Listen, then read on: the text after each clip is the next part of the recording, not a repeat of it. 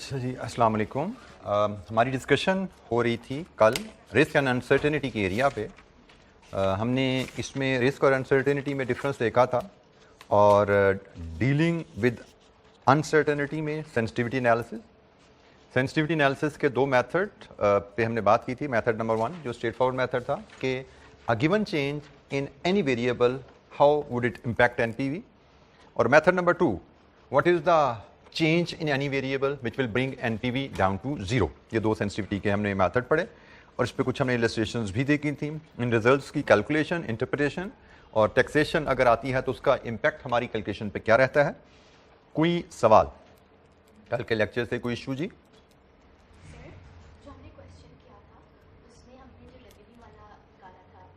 Illustration number 47 what if वाला।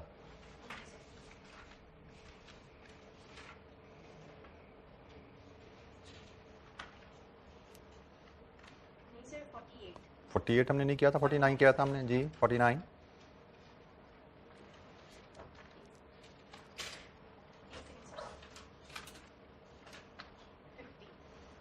जी। 50 में भी हमने बी पार्ट का जो आई प्राइस निकाली थी।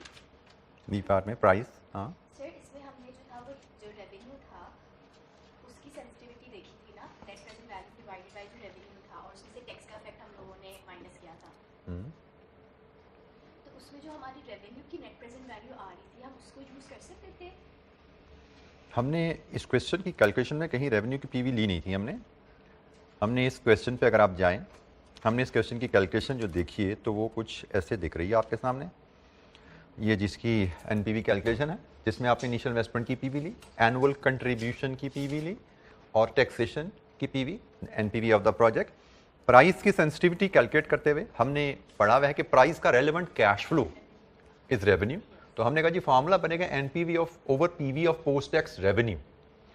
तो हमने तो ऊपर कहीं रेवेन्यू की पीवी कैलकुलेट ही नहीं की हुई, that's why we have calculated it here.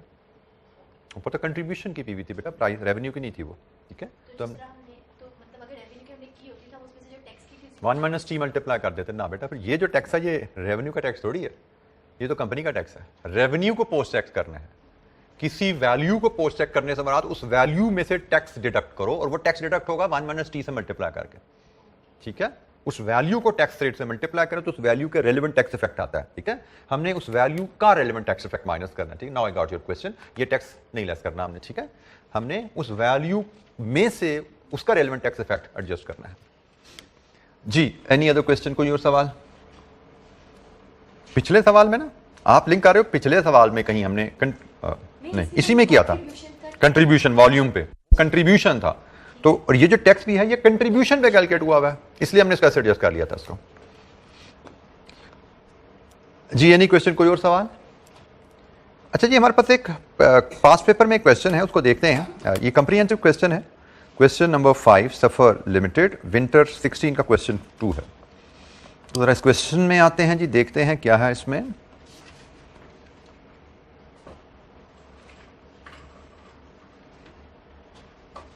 इस क्वेश्चन में हम मेन तो अगर आप इस क्वेश्चन को देखें इसकी रिक्वायरमेंट को, तो उसका तो 23 मार्क्स तो फिजिबिलिटी पे है, सिर्फ 3 मार्क्स की उसने सेंसिटिविटी डाली हुई यहाँ पे, ठीक है।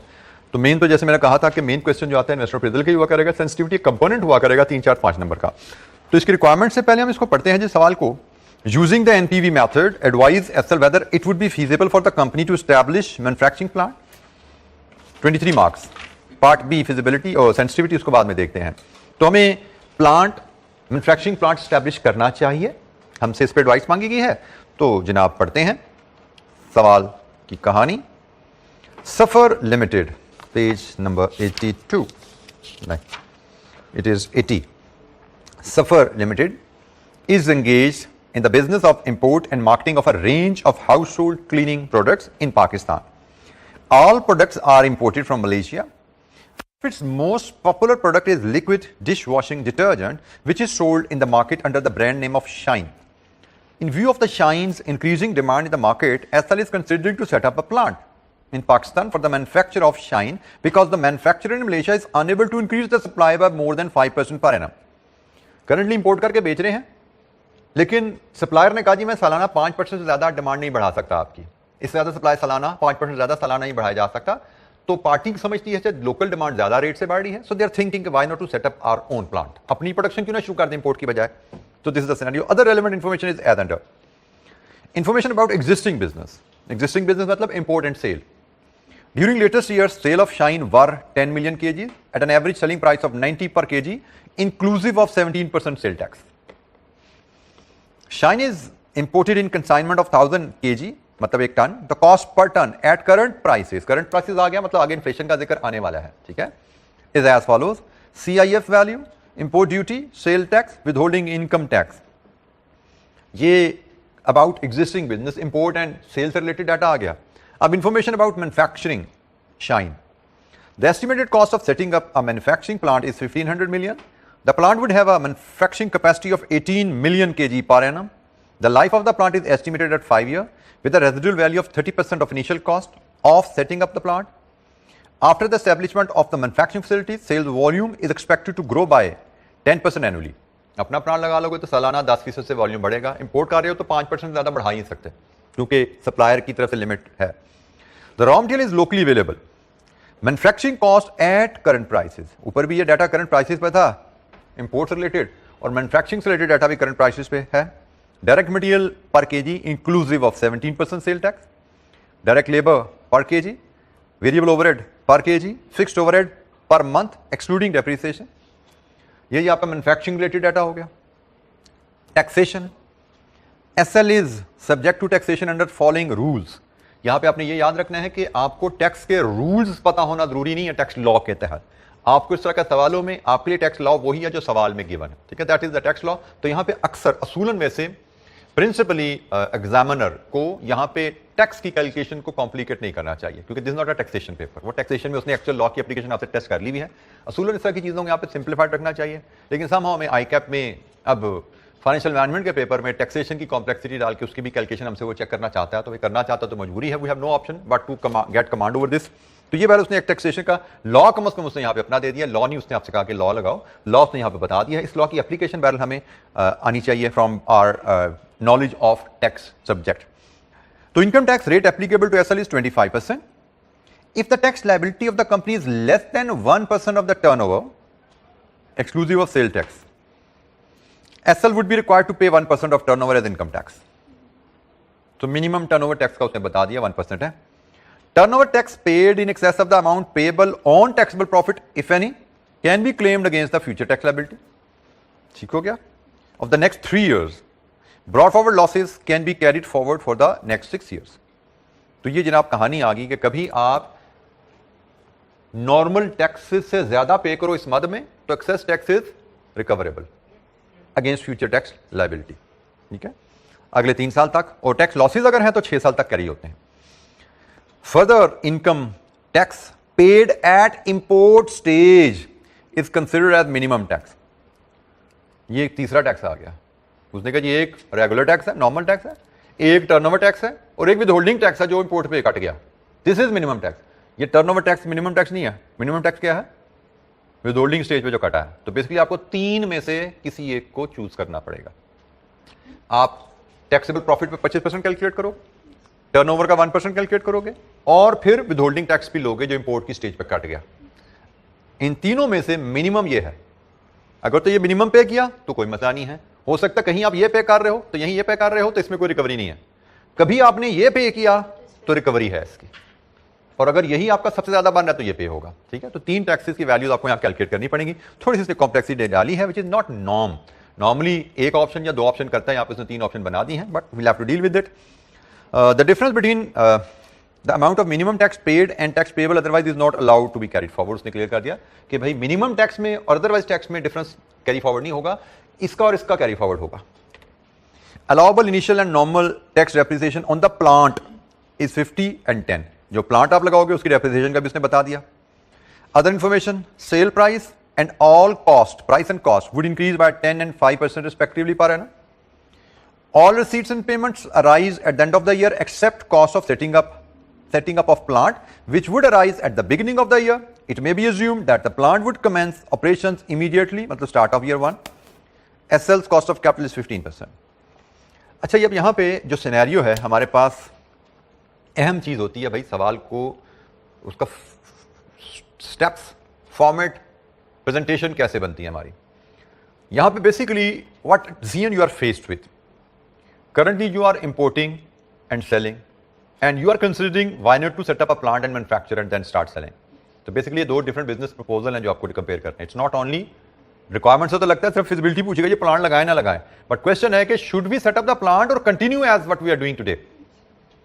इंपोर्ट तो कर रहे हैं, ऑलरेडी एक बिजनेस चल रहा है हमारा, तो हम कह रहे हैं कि इंपोर्ट और सेल को बंद करके मैन्युफैक्चरिंग एंड सेल शुरू करें। ये हमारा डिसीजन है यहाँ पे। तो हमें यहाँ पे बेसिकली दोनों को इंडिपेंडेंटली देखना पड़ेगा, import and sale, manufacture and sale. हाँ, चूंकि मैन्युफैक्चर एंड सेल की लाइफ 5 साल है तो इंपोर्टेंट सेल को भी 5 साल की कैश फ्लो हम लेंगे ताकि कंपैरिजन लाइक विद लाइक हो जाए।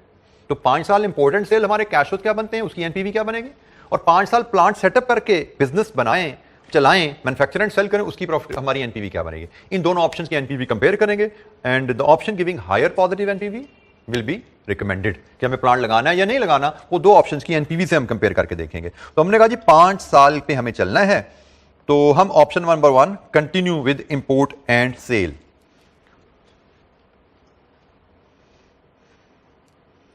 क्वेश्चन नंबर है जी 5 हमारा, और 5 साल की लाइफ है जिस पे हमने इसको असेस करना है।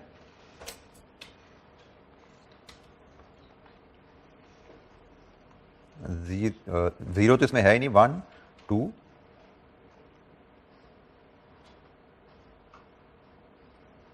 3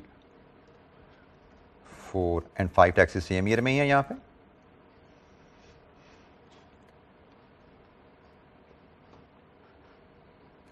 हमारी जो आइटम्स यहां पे बनती हैं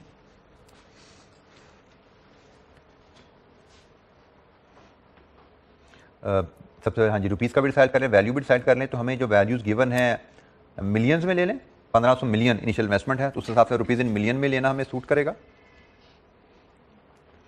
इस केस में हमारे जो कैश फ्लोज बनेंगे, एक बनेगा sales less cost of sales, यही दो वैल्यूज हैं, और तो कुछ नहीं आता ना। तो यहां से हमारे बनेंगे नेट ऑपरेटिंग कैश फ्लोज, जो कि हमारा टैक्सेबल प्रॉफिट भी रहेगा, ऐसा ही है ना, क्योंकि इंपोर्ट एंड डिस्ट्रीब्यूशन इसमें तो डेप्रिसिएशन है ही नहीं, ये हमारा टैक्सेबल प्रॉफिट भी रहेगा। और इसके बाद हम टैक्सेस की कैलकुलेशन पे जाएंगे, और टैक्सेस के हमें 3 वैल्यूज निकालनी पड़ेंगी। यहां पे टैक्स की हमें यहां पे 3 वैल्यूज बनानी पड़ेंगी। एक होगी आपकी नॉर्मल टैक्स, एक होगी 1% ऑफ टर्नओवर, और एक होगी आपकी टैक्स विदहेल्ड ऑन इंपोर्ट।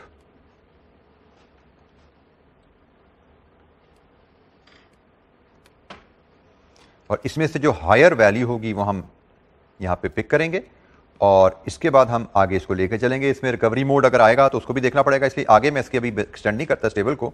अगर रिकवरी करनी होगी तो हिसाब से लाइन आइटम हम डिसाइड कर लेंगे, क्योंकि रिकवरी है। अगर हायर हमने जो पे किया हमें पता है वो हायर इस मद में पे हो गया तो उसका रिकवरी भी ड्यू हो जाएगी। तो अब हमें नहीं पता हायर किस तरह होना है, इसके बाद हम डिसाइड करेंगे आगे हमने टेबल को कैसे लेकर चलना है। पहले हम यहां तक डाटा को जरा सीधा करें। तो उसने हमें कहा है कि करंटली आपने 10 मिलियन केजी बेचा है, और करंटली आपने 90 रुपीज पर केजी के हिसाब से बेचा है। तो अगर मैं 10 × 90 करूं तो ये मेरा करंट रेवेन्यू आया। करंट रेवेन्यू मतलब जो साल गुजरा उसका रेवेन्यू है, बट ये revenue inclusive of sale tax है। तो cell tax is not my revenue, उसको मुझे आउट करना पड़ेगा। इसका मतलब इसको मैं अगर 1.17 से डिवाइड कर दूं तो सेल टैक्स निकल गया मेरा। ये मेरा current revenue exclusive of sale tax आ गया। बट मुझे चाहिए अगले साल का रेवेन्यू। तो अगले साल का रेवेन्यू आएगा 5% वॉल्यूम में इजाफा जो हमारा सप्लायर दे सकता है, और नोट अदर इंफॉर्मेशन का नोट नंबर 1 10% प्राइस का इजाफा। यह है जी मेरा अगले साल का ईयर 1 का रेवेन्यू। अगर मैं इंपोर्ट बिजनेस कंटिन्यू करता हूं, कितना है जी ईयर 1 का रेवेन्यू? मिलियन में है, 2 डेसिमल तक लिखते हैं।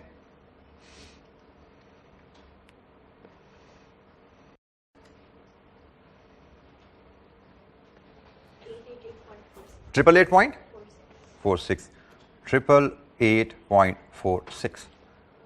दोबारा सुन लीजिए, ये मेरा करंट ईयर का वॉल्यूम है, ये मेरी करंट ईयर की प्राइस है। करंट से जो साल रिसेंटली कंक्लूड हुआ, ठीक है। ये मेरा करंट ईयर का रेवेन्यू है, बट इंक्लूडिंग सेल टैक्स है। सेल टैक्स मेरा इनफ्लो नहीं होता, वो तो मैंने इधर एक हाथ से पकड़ना और एक हाथ से गवर्नमेंट को दे देना है, ठीक है। तो इसलिए मैंने इसको सेल टैक्स निकाल दिया इसमें से, क्योंकि जिस एक हाथ आया with in short span immediately वो पे हो जाता है, विद इन फ्यू डेज या maximum in a month period पे हो जाता है। तो इसलिए कोई टाइमिंग डिफरेंस आते हैं, उसको इग्नोर कर देते हैं, मैंने निकाल दिया इसको। ये करंट मेरा रेवेन्यू आ गया विदाउट सेल टैक्स। अगले साल 5% वॉल्यूम में इजाफा, 10% प्राइस में इजाफा, पहले साल का रेवेन्यू। इसके बाद हर साल का रेवेन्यू मैं ले सकता हूं बड़ी आसानी से। लास्ट ईयर की वैल्यू ने 10%, 5% उसमें वॉल्यूम का इजाफा, 10% प्राइस का इजाफा। ये मेरी working sufficient exam point of view से। ठीक है जी, ऑनवर्ड बताते जाइए। ईयर 2 कितना है जी? 1026.17। ईयर 3 1185.23। ईयर 4 1368.94। ईयर 5 1581.13। लीजिए जी, ये मेरे पास आ गया रेवेन्यू। इसको 1.05 से क्यों मल्टीप्लाई किया? बेटा 5% वॉल्यूम की ग्रोथ है, 10% प्राइस की ग्रोथ है। ठीक है, 5% वॉल्यूम, 10% प्राइस। और चूंकि प्राइस इनटू वॉल्यूम से रेवेन्यू आता है, तो ये दोनों फैक्टर मल्टीप्लाई हो रहे हैं हमारे रेवेन्यू से। अच्छा, जब इनकी कॉस्ट ऑफ सेल हम इंपोर्ट कर रहे हैं, तो हमें इंपोर्ट का कॉस्ट स्ट्रक्चर उसने जो बताया हुआ है, 1 टन का कॉस्ट स्ट्रक्चर उसने कहा जी CIF वैल्यू 60,000 है, तो मतलब पर केजी 60 रुपीज हो गया ना। हम चूंकि केजीज में चल रहे हैं, 1 मिलियन केजीज में ना डाटा, तो वेल फिर उसने कहा उसमें इंपोर्ट ड्यूटी है, फिर सेल टैक्स है, फिर विदहोल्डिंग टैक्स है। हम इसका एक छोटा सा ब्रेकअप हमें बनाना पड़ेगा। मैं से वर्किंग 1 से अगर डाटा लेके आऊँ ताकि मैं कॉस्ट ले सकूँ, मेरी कॉस्ट क्या बन रही है। वर्किंग 1 पे मैं अगर जाऊँ तो मेरी वर्किंग 1 पे जो कॉस्ट बनती है दैट विल बी CIF, ये रुपीज पर केजी हम लेते हैं जी, 60 है। फिर इंपोर्ट ड्यूटी है, वो भी मेरी कॉस्ट का हिस्सा होती है 10% के हिसाब से, वो 6 हो गया जी। ये होगी 66 आपकी लैंडेड कॉस्ट एक तरह की आपको पड़ गई। फिर इसमें सेल टैक्स ऐड किया जाता है। सेल टैक्स 17% के हिसाब से ऐड किया जाता है। कितना बनता है जी सेल टैक्स? 66 पे कैलकुलेट करेंगे, 60 पे। सेल टैक्स जो मुझे सिखाया है आप लोगों ने सिखाया है 66 पे कैलकुलेट होता है। ऐसा नहीं है, मुझे आप लोग टैक्स के पढ़े लिखे लोग होते तो उन्होंने मुझे बताया था। मैं तो टैक्स में मुझे ABC भी नहीं आती टैक्स। अक्सर बच्चों को बताता मैंने तो जिंदगी कभी अपनी पर्सनल टैक्स रिटर्न नहीं फाइल की, तो मुझे टैक्स का क्या पता होना। तो मुझे जो आप लोगों ने सिखाया हुआ है वो यही है कि इंपोर्ट ड्यूटी के बाद जो वैल्यू आती है 66, इस पे टैक्स लगता है। सेल टैक्स कितना बना? 11.22। इसको ऐड करें तो ये 77.22 हो गया। और फिर इस पे विदहोल्डिंग टैक्स डिडक्ट होता है। विदहोल्डिंग टैक्स इस पे डिडक्ट होगा inclusive of sale tax value जो है 5%। ये कितना बनता है? 3.86। विदहोल्डिंग टैक्स सॉरी इसमें ऐड होना है, कितना हो गया?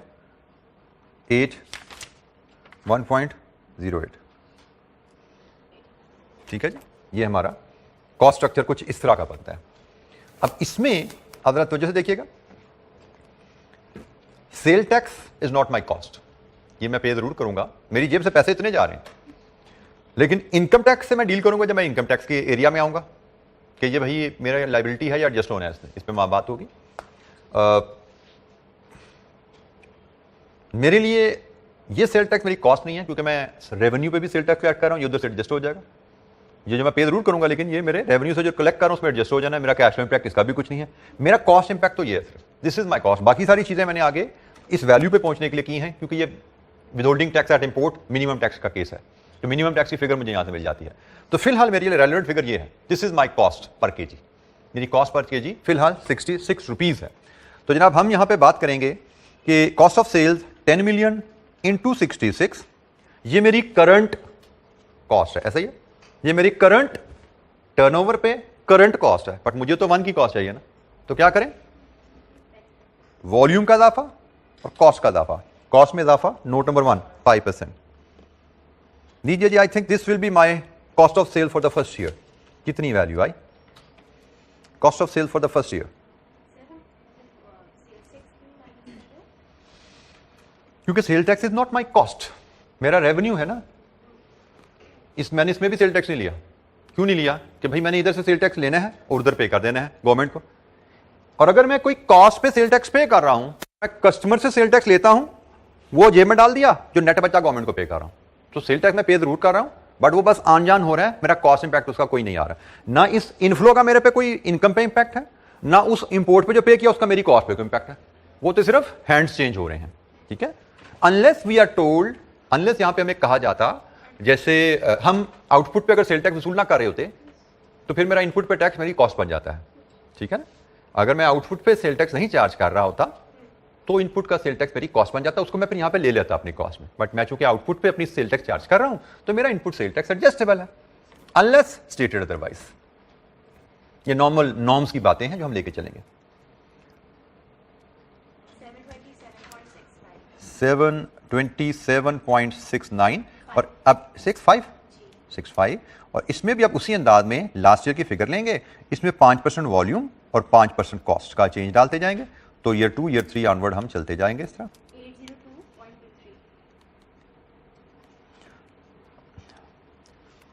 802.23, 884.46, 928, 69,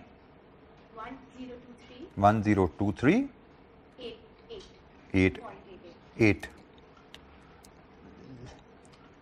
लीजिए जी, ये हमारे पास डेटा आ गया। अब इसको हम नेट करते हैं तो हमारे पास नेट ऑपरेटिंग कैश फ्लो, जो कि इस केस में हमारे लिए टैक्सेबल प्रॉफिट्स भी हैं। ठीक है जी, तो नेट ऑपरेटिंग कैश फ्लोज पहले केस में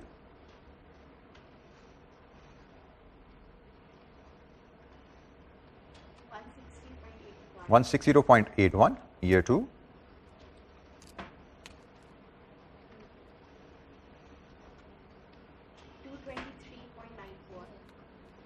ईयर 3 जी बेटा 928 की फिगर ठीक नहीं है जी, बोलिए जी। 975.12 ठीक हो गया जी। G3 अच्छा जी, अगली भी चेंज होगी 1075.10 जी। ईयर 3 में net operating cash flows 300.77, year 4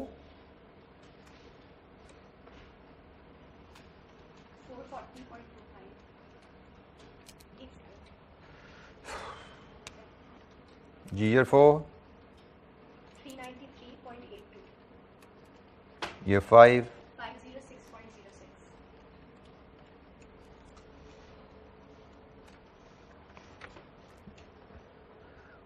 ये 06 तो नहीं बनता, फिगर आपने कुछ बदली है।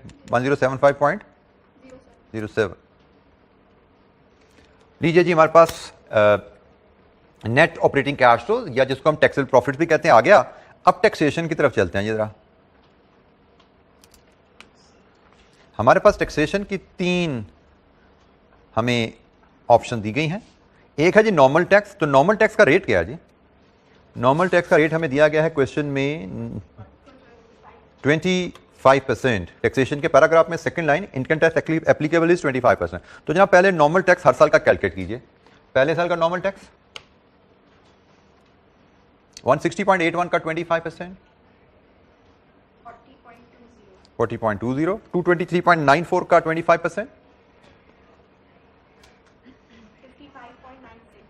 55.96, 300.77 का 25%, 75.1, 9, 393.82 का 25%,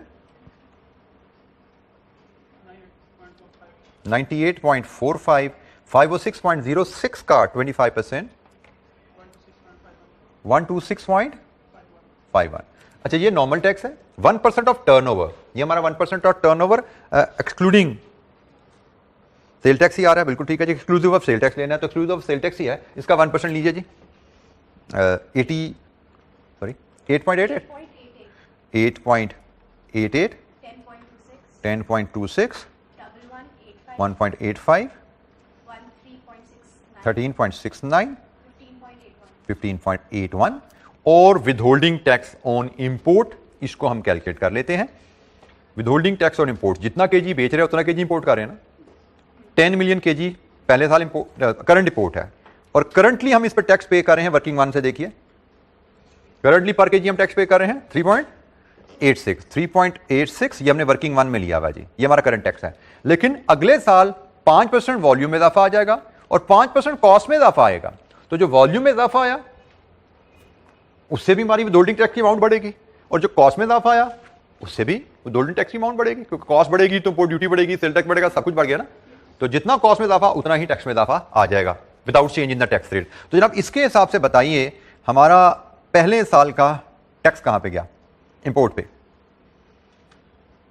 10 इंटू 3.86 करंट विदहोल्डिंग टैक्स है, 5% वॉल्यूम में इजाफा, 5% प्राइस में इजाफा मटेरियल की, 42.56। अच्छा आगे अब क्या होगा कि लास्ट ईयर का टैक्स लो उसमें 5% वॉल्यूम और 5% कॉस्ट का इजाफा डालते जाओ। तो जनाब next year 46.9, 2 next year 51.73, next year 03, next year 62.8। अच्छा जी, उसने कहा नॉर्मल टैक्स या 1% टर्नओवर व्हिचएवर इज हायर पे करोगे, लेकिन this is your minimum tax. Normal tax या 1% of turnover whichever is higher is your tax liability subject to this is minimum tax. तो इस केस में तो हमारा फिर रेलेवेंट जो टैक्सेशन होगी हायर वैल्यू रहेगी। पहले केस में वो 42.56 है। अच्छा आप यहां पे देखिए हमने नॉर्मल टैक्स से ज्यादा पे किया बट ये एक्सेस पेमेंट रिकवरेबल नहीं है। आगे जाइए तो आगे तो सब में नॉर्मल टैक्स ही पे हो रहा है। 55.96, 75.19, 98.45, 126.51। लीजिए जी यहां पे अब हम क्लोज करते हैं। हम यहां से अपना नेट प्रोजेक्ट कैश फ्लोज लेंगे, फिर डिस्काउंट फैक्टर लाएंगे, कॉस्ट ऑफ कैपिटल हमें क्वेश्चन में गिवन है 15% का, फिर हम प्रेजेंट वैल्यू और फिर नेट प्रेजेंट वैल्यू इस ऑप्शन की हम ले लेंगे। Present value and then net present value इस ऑप्शन की हम बनाएंगे। लिए जनाब कंप्लीट कीजिए इस क्वेश्चन को, एनपीवी मुझे बताइए और फिर हम आगे चलते हैं। आपने ये आपकी वैल्यू ए है, ए में से आप 20 बी लेस करेंगे, नेट कैश फ्लोज आपके ए माइनस बी हैं, और देन आप जो नेट कैश फ्लोज को 15% डिस्काउंट करेंगे पीवी एंड एनपीवी। ये कंप्लीट डाटा आपके सामने, मैंने थोड़ा सा इसको श्रिंक करके रख दिया, ठीक है जी। ए माइनस बी टैक्स लेस करेंगे नेट ऑपरेटिंग कैश फ्लोज और इस पर 15% डिस्काउंट फैक्टर लगाएं, पीवी एंड देन एनपीवी। ये है जी केस कि हम प्रोजेक्ट कंटिन्यू करें, इंपोर्टेंट सेल को कंटिन्यू करें, तो हमारी ऑप्शन की एनपीवी क्या बनती है?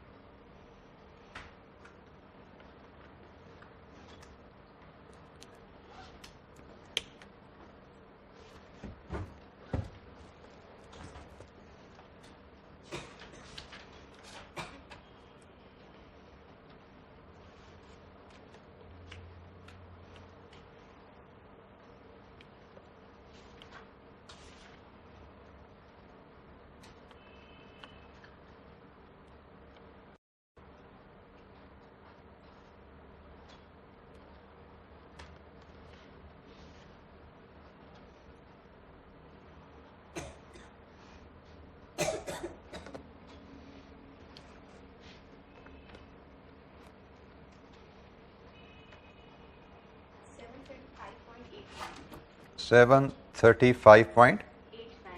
735.89 and it is positive. Yes.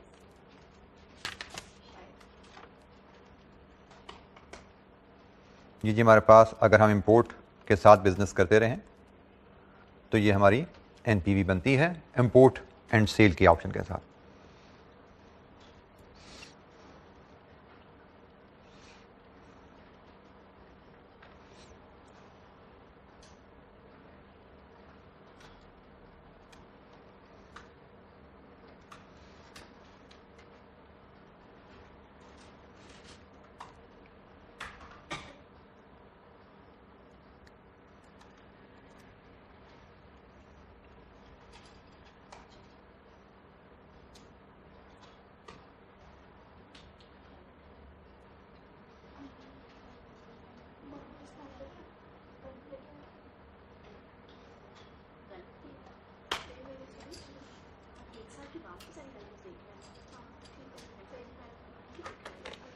जी जनाब, आगे जनाब एनपीवी कोई इशू, किसी कैलकुलेशन पे कोई गाइडेंस हेल्प चाहिए पूछिए।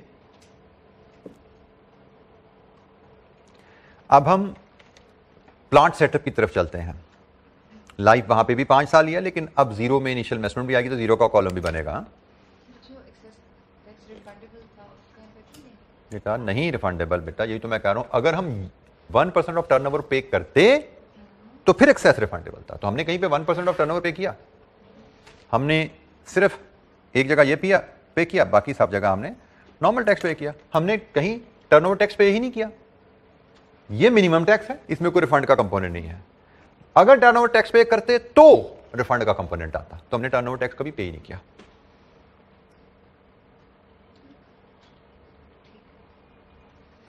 जी, तो ये जी हमारी कहानी होगी इंपोर्ट वाली। अब मैन्युफैक्चरिंग वाली की तरफ चलते हैं। अब हम मैन्युफैक्चरिंग की कहानी उसको पढ़ते हैं, वो क्या है।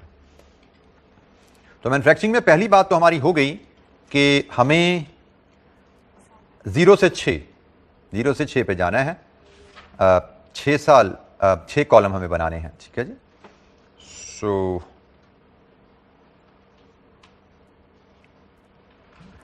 0 1 2 3 4 and 5।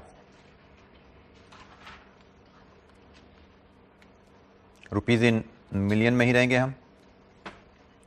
हमारी आइटम्स सबसे पहले initial capital investment rated cash flows हैं, जो हमारा अंदाज है कैश फ्लो को मैनेज करने का। वर्किंग कैपिटल इन्वेस्टमेंट का यहां पे कोई जिक्र नहीं है। देन हम नेट ऑपरेटिंग कैश फ्लोज बनाएंगे। फिर हम टैक्सेशन पे काम करेंगे। इसमें चूंकि डेप्रिसिएशन आनी है ना, तो इसलिए टैक्सेशन में ज़्यादा वर्किंग में डील करेंगे।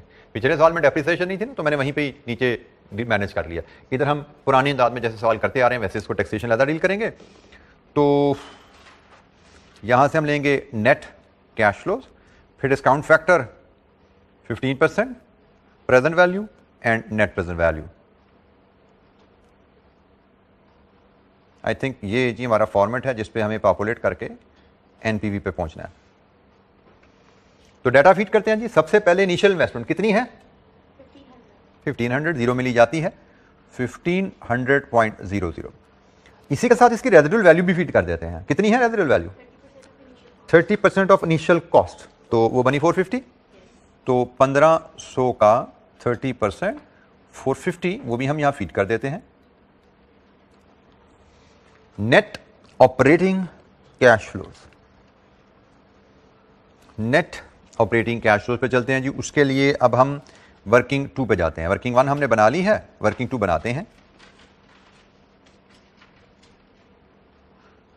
और नेट ऑपरेटिंग कैश फ्लोज 5 साल कारोबार चलना है तो 5 कॉलम बनेंगे ये।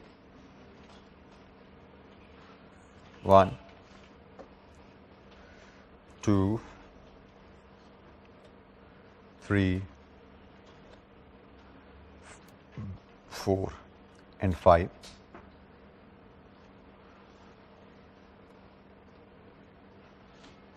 ये भी रुपीज इन मिलियन में बनाएंगे। अच्छा, हमारे पास यहां पे जब आइटम बनेगी उसमें एक होगी सेल्स। वेरिएबल कॉस्ट में मटेरियल है, लेबर है, वेरिएबल ओवरहेड है, तो हम लेस वेरिएबल कॉस्ट करते हैं, सबको इकट्ठा कर देंगे हम। फिर हम लेस फिक्स कॉस्ट करते हैं, ठीक है जी। वेरिएबल कॉस्ट होगी, फिक्स कॉस्ट होगी। यहां से हम ले लेंगे नेट ऑपरेटिंग कैश फ्लो। इसके अलावा तो कुछ नहीं है जी यहाँ पे। नेट ऑपरेटिंग कैश फ्लोज हमें यहां से मिल जाएंगे। इसके बाद हम आगे डेप्रिसिएशन, टैक्सेबल प्रॉफिट्स और टैक्स की कहानी जो है वो छेड़ेंगे। तो फिलहाल हम यहां तक चलते हैं। तो स्टार्टिंग विद द सेल, अगर हम मैन्युफैक्चरिंग की तरफ जाते हैं, स्टार्टिंग पॉइंट वही रहेगा। हमारी करंट सेल है 10 × 90 divide with 1.17, excluding sale tax लेनी होती है। और अगर मैन्युफैक्चरिंग की तरफ जाते हैं तो वॉल्यूम में भी 10% इजाफा और प्राइस में भी 10% इजाफा, यही है। पिछले ऑप्शन के मुकाबले में वॉल्यूम चेंज सिर्फ मैंने चेंज किया ना, और कुछ नहीं बदला। पिछले ऑप्शन में हमने यहां पे 5% लिया था। इंपोर्ट में क्योंकि सप्लायर ने 5% ज्यादा हमारा सप्लाई बढ़ानी नहीं है, यहां पे 10% मैन्युफैक्चरिंग में आ गया ना, तो हम 10% तक जा सकते हैं। तो जनाब 10% का इजाफा लिया वॉल्यूम में, 10% का प्राइस में, बाकी सारी कैलकुलेशन वही है। सिर्फ 15 नहीं लेंगे कैपेसिटी जी जो कैपेसिटी है उसकी पढ़ाना। That is the capacity. Capacity तो यहाँ पे 120 बच्चों की है, तो कॉलेज का रेवेन्यू 120 बच्चों को बुक करना शुरू कर दे। जितने बना के बेचोगे भाई उसी का रेवेन्यू आएगा। That is the capacity. में हाँ, उस कैपेसिटी की इंप्लीकेशन क्या है जरा ये सुन लीजिए। अब आपने कैपेसिटी का जिक्र छेड़ दिया, इंप्लीकेशन क्या है? सालाना 10% से वॉल्यूम बढ़ रहा है, कभी इतना ना बढ़ जाए कि 18 से ऊपर निकल जाए चौथे 5वें साल में जाके। सिर्फ ये ख्याल रखना है। जैसे 10 मिलियन था पहले, 10% बढ़ा, यहाँ पे 11 हो गया, यहाँ पे 12.1 होगा, यहाँ पे 13.3 होगा, यहाँ पे कोई 15-16 होगा, यहाँ पे 17 समथिंग होगा। 18 से ऊपर नहीं जाना चाहिए। अगर 18 से ऊपर गुजर रहा तो रुक जाएगी, ब्रेक लग जाएगी। 10% ग्रोथ से चलते नहीं जाना आगे। कैपेसिटी की इंप्लीकेशन सिर्फ ये है कि आपका वॉल्यूम 18 मिलियन से ऊपर नहीं जा सकता। एनुअल ग्रोथ जो मर्जी मिल रही हो डिमांड में आपको। तो जनाब पहले साल की फिगर बोलोगे अब 930.7 और इसके बाद वही अंदाज रिपीट करेंगे हम। लास्ट ईयर का रेवेन्यू पकड़ो, 10% का वॉल्यूम इंक्रीज, 10% का प्राइस इंक्रीज। तो बोलो second year 0.23, third year 744, fourth year 1648, 0.91, 1995 point 1995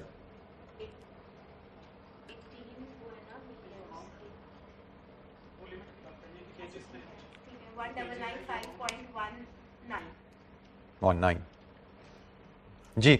any question बेटा? आप कुछ टेंशन है ना? 10 million into 1.1 raise to power 5 लगा के देख लो, 18 से ऊपर गया।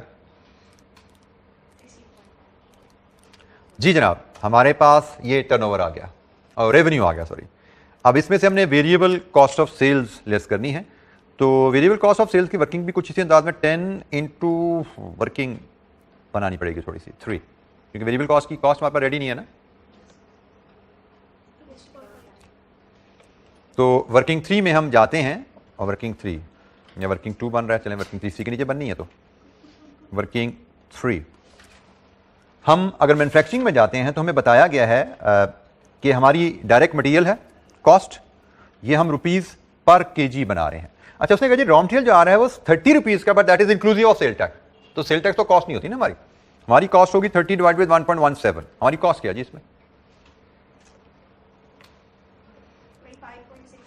25.64 ये हमारी कॉस्ट है। इसमें फिर ऐड करें लेबर, डायरेक्ट लेबर वो 10 रुपये है। फिर इसमें ऐड करें आप वेरिएबल ओवरहेड, वो 50% ऑफ लेबर है, वो आया 5 रुपये। लीजिए जी, ये आपकी वेरिएबल कॉस्ट है आपकी मैन्युफैक्चरिंग में। कितनी बनी? 40.64। ये वेरिएबल कॉस्ट पर केजी है मैन्युफैक्चरिंग में। अगर आप खुद बनाएंगे तो वेरिएबल कॉस्ट कितनी पड़ेगी पर केजी? बट ये तो है करंट प्राइस में, ख्याल कीजिएगा, ये है करंट प्राइस में। तो 40.64 करंट प्राइस में है। हमें तो अगले साल की चाहिए ना, तो अगले साल इसमें 5% कॉस्ट में इजाफा आएगा और 10% वॉल्यूम का इजाफा आएगा। तो जनाब अगले साल पहली कॉस्ट हमारी क्या बननी है? वेरिएबल कॉस्ट यहां से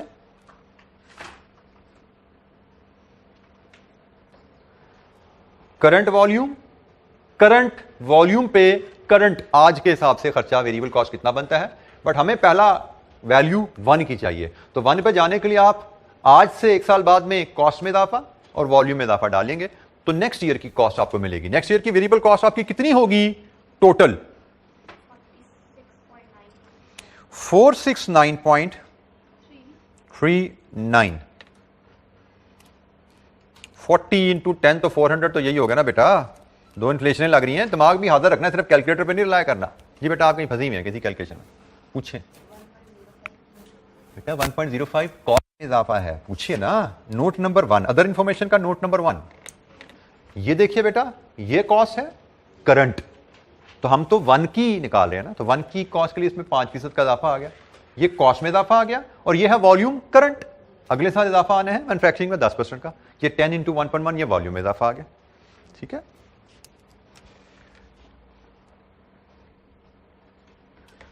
रेवेन्यू प्राइस में इजाफा भी 10% है, वॉल्यूम में इजाफा भी 10% है।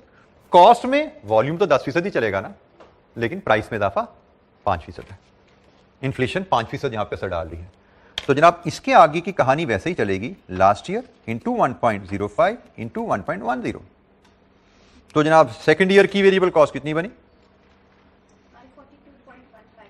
542.15 जी। नेक्स्ट 626.18 नेक्स्ट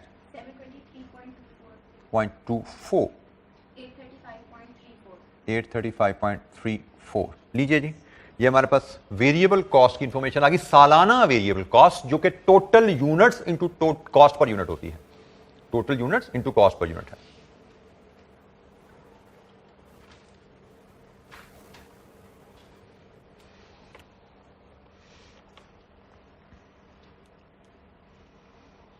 अब आखिरी आइटम रहेगी हमारी फिक्स कॉस्ट। वो उसने कहा जी 4 मिलियन पर मंथ है, ये भी आज की टर्म में है ना, तो 4 million per month into 12 per annum into 1.05, पहले साल की कॉस्ट कितनी बनी जी? 50.40। और ऑनवर्ड क्या होगा? लास्ट ईयर की कॉस्ट पकड़ो इंटू 1.05, क्योंकि फिक्स कॉस्ट है ना, इसमें तो वॉल्यूम का चेंज नहीं आता, इसमें सिर्फ इन्फ्लेशन का इफेक्ट आएगा। ठीक है जी। कितनी है जी second year? 52.92। Third year 56। Fourth year 34। Fifth year 61.26।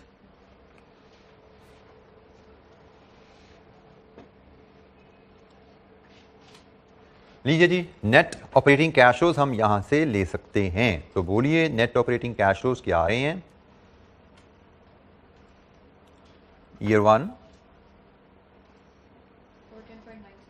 Sorry 410.97। ठीक हो गया जी। नेक्स्ट 531.16। नेक्स्ट 680.99।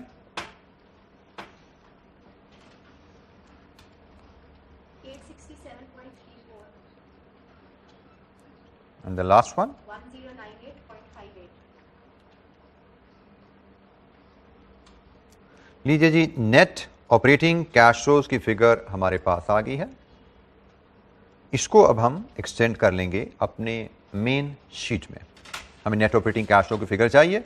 ये जनाब हमारे पास फिगर 1 से आ गई, 410.97, 531.6, 680.99, 867.34 एंड 1098.58।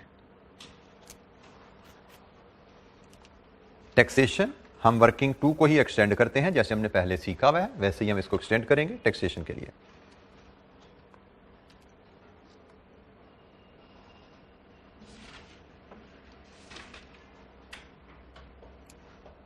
अच्छा जी, टैक्सेशन के लिए हम करते क्या हैं कि हम सबसे पहले इसमें से लिस्ट करते हैं टैक्सेबल डेप्रिसिएशन। ठीक हो गया। फिर हमें यहां से मिलेगा टैक्सेबल डेप्रिसिएशन लेस करेंगे तो फिर हमें मिलेगा प्रॉफिट ऑब्लिक लॉस। फिर इसकी कहानी को आगे लेके चलेंगे क्योंकि इसमें भी वो loss carry forward turnover tax की कहानी तो यहाँ पे है ना। तो पहले हम जरा यहाँ तक पहुँच जाएं, फिर आगे देखेंगे हमें क्या करने हैं। तो टैक्सेबल डेप्रिसिएशन के लिए हम बनाते हैं वर्किंग 3 हम ऑलरेडी बना चुके हैं, working 4 taxable depreciation. Taxable depreciation हमने सीखी हुई जी कितने कॉलम में? 2 कॉलम वर्किंग होती है, एक टैक्स डेप्रिसिएशन का कॉलम और एक ईयर ऑफ डेप्रिसिएशन का कॉलम। हमें डेप्रिसिएशन का यहां पे रूल क्या गिवन है जी? इनिशियल 50 है और उसके बाद नॉर्मल 10 है। रुपीज इन मिलियन में ही एक कॉलम बनाएं तो इनिशियल डेप्रिसिएशन हमारी होगी 1500 का 50% जो कि बनेगी 750, और नॉर्मल डेप्रिसिएशन जो पहले साल मिलेगी वो 750 का 10% वो 75 होगी। तो फर्स्ट ईयर की डेप्रिसिएशन हमारी है जी 825, पहली डेप्रिसिएशन सॉरी इट इज 825। फिर क्वेश्चन आता है पहली डेप्रिसिएशन 0 या 1, दोनों आ सकते हैं ना, पढ़ा हुआ ना क्वेश्चन। तो उसके लिए हमें पढ़ना पड़ेगा नोट नंबर 2। नोट नंबर 2 में वो कहते हैं all receipts and payment arise at the end of the year except cost of setting of plant which would arise at the beginning of the year 1, beginning of the year 1 है तो इसका मतलब पहली depreciation 1, मतलब setup हो तो zero में ही रहा है, जीरो में डेट क्या है वो यहां पे अंडर क्वेश्चन है। उसने कहा जी जीरो की date start of the year है, ठीक है, तो डेप्रिसिएशन जब साल खत्म होगा तभी मिलेगा ना। एसेट आपने खरीदा साल के शुरू में, एसेट खरीदने के बाद जब फर्स्ट ईयर एंड आएगा तभी डेप्रिसिएशन क्लेम जाएगा ना आपका।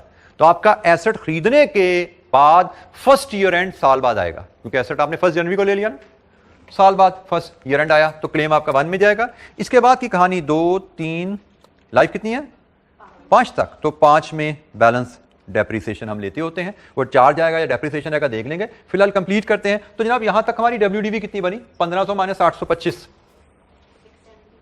675 का 10%, 67.5, 67.5 का 90%, 60.75 का 90%, 0.68, और टोटल अलाउबल डेप्रिसिएशन आपकी है 1500 माइनस 450, कितनी बनती है 1050। और यहां पे मुझे लग रहा है बैलेंसिंग चार्ज आ रहा है, मतलब नेगेटिव फिगर आ रही है शायद, देखिए जरा, एम आई राइट। 1050 में से 1 2 3 4 ये फिगर माइनस कीजिए 1050 में से,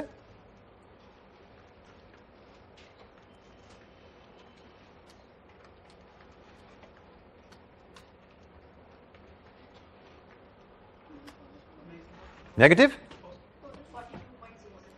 आपने 1050 में से 1 2 3 4 लेस किया, क्या आया जी बैलेंसिंग डेप्रिसिएशन ही है, इसका मतलब 42.07, इसको बैलेंसिंग डेप्रिसिएशन ही हम पढ़ेंगे। लीजिए जी डेप्रिसिएशन हमारे पास है, कोई क्वेश्चन इस कैलकुलेशन पे,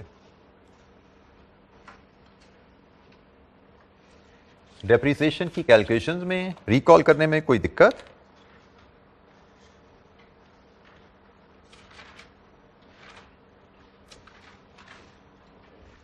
लीजिए जी डेप्रिसिएशन को अब हम फीड करेंगे अपने इस टेबल में। तो पहली डेप्रिसिएशन 825, दूसरी डेप्रिसिएशन 67.5, तीसरी डेप्रिसिएशन 60.75, चौथी डेप्रिसिएशन 54.68, लास्ट डेप्रिसिएशन 42.07। लीजिए जी अब यहां से निकालिए प्रॉफिट और लॉस। पहले साल में लॉस आ रहा है जी, कितना है जी, कितना लॉस 414.02। नेक्स्ट ईयर कितना जी प्रॉफिट है 463.66। थर्ड ईयर 620.24, जी, फोर्थ ईयर 812.65, 66 जी, लास्ट ईयर 1055.93। 93। क्या बोल रहे हो? तो 51 बोलो तो समझ आया मुझे। 1056.51 जो डाटा लिखा मैं उसके हिसाब से बोल रहा हूँ भाई, 8 में 7 गया एक ही बचता ना यहाँ पे। तो ये थोड़ा सा मैंने पहले बोला फिर बोल रहा हूँ, थोड़ा मेंटली अलर्ट रहा करें, ठीक है। मतलब बाज़ का आपका calculator fingers they deceive you, mentally alert रहा करें। ऐसे ही फजूल में गलत फिगर लिख के अपना एक आध नंबर लूज ना कीजिए। एग्जाम में इस तरह एक आधा नंबर लूज करते करते बहुत ज़्यादा 4-5 नंबर इकट्ठे हो जाते हैं, और इसके लिए सिर्फ एक आदत चाहिए, काम ध्यान से कीजिए, मेंटली अलर्ट रह के कीजिए। This is very critical habit, और ये आपको अभी से ही क्लासरूम से, घर होम प्रैक्टिस से ही कैरी करनी है, डेवलप करनी है एग्जाम तक जाते जाते। क्योंकि मुझे लगता है 4-5 नंबर आराम से आपके इस हैबिट से फर्क पड़ जाते हैं। नॉलेज भी आपकी क्या है बेस, वो पीछे रह जाता है। इस तरफ इस हैबिट से अपने 4-5 नंबर बचाते हो। अच्छा ये आप जरा तवज्जो कीजिएगा, ये आ गया हमारा लॉस।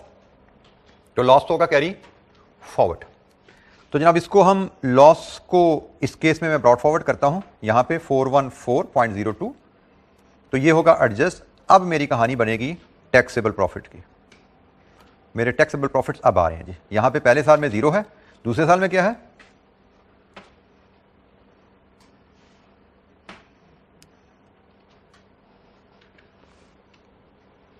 463 में से निकालो 414, 49.64, बाकी तो वैसा ही है, बाकी तो कोई एडजस्टमेंट नहीं है। 620.24, 812.66, 1056.51। अच्छा जी, अब यहां पे टैक्स की कहानी शुरू होगी इसके बाद।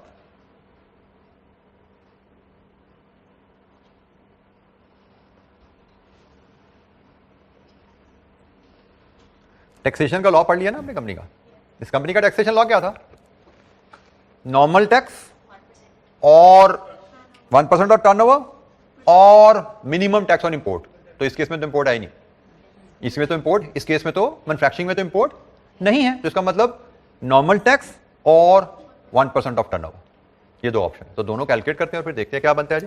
तो हम यहां पे अब टैक्सेशन की तरफ चलते हैं, टैक्सेशन की तरफ चलते हैं और हम इसमें दो कैलकुलेशन बनाते हैं, एक नॉर्मल और एक 1% ऑफ टर्नओवर।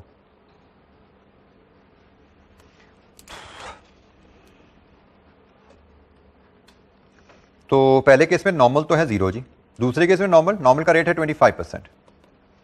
तो 49.64 का 25%,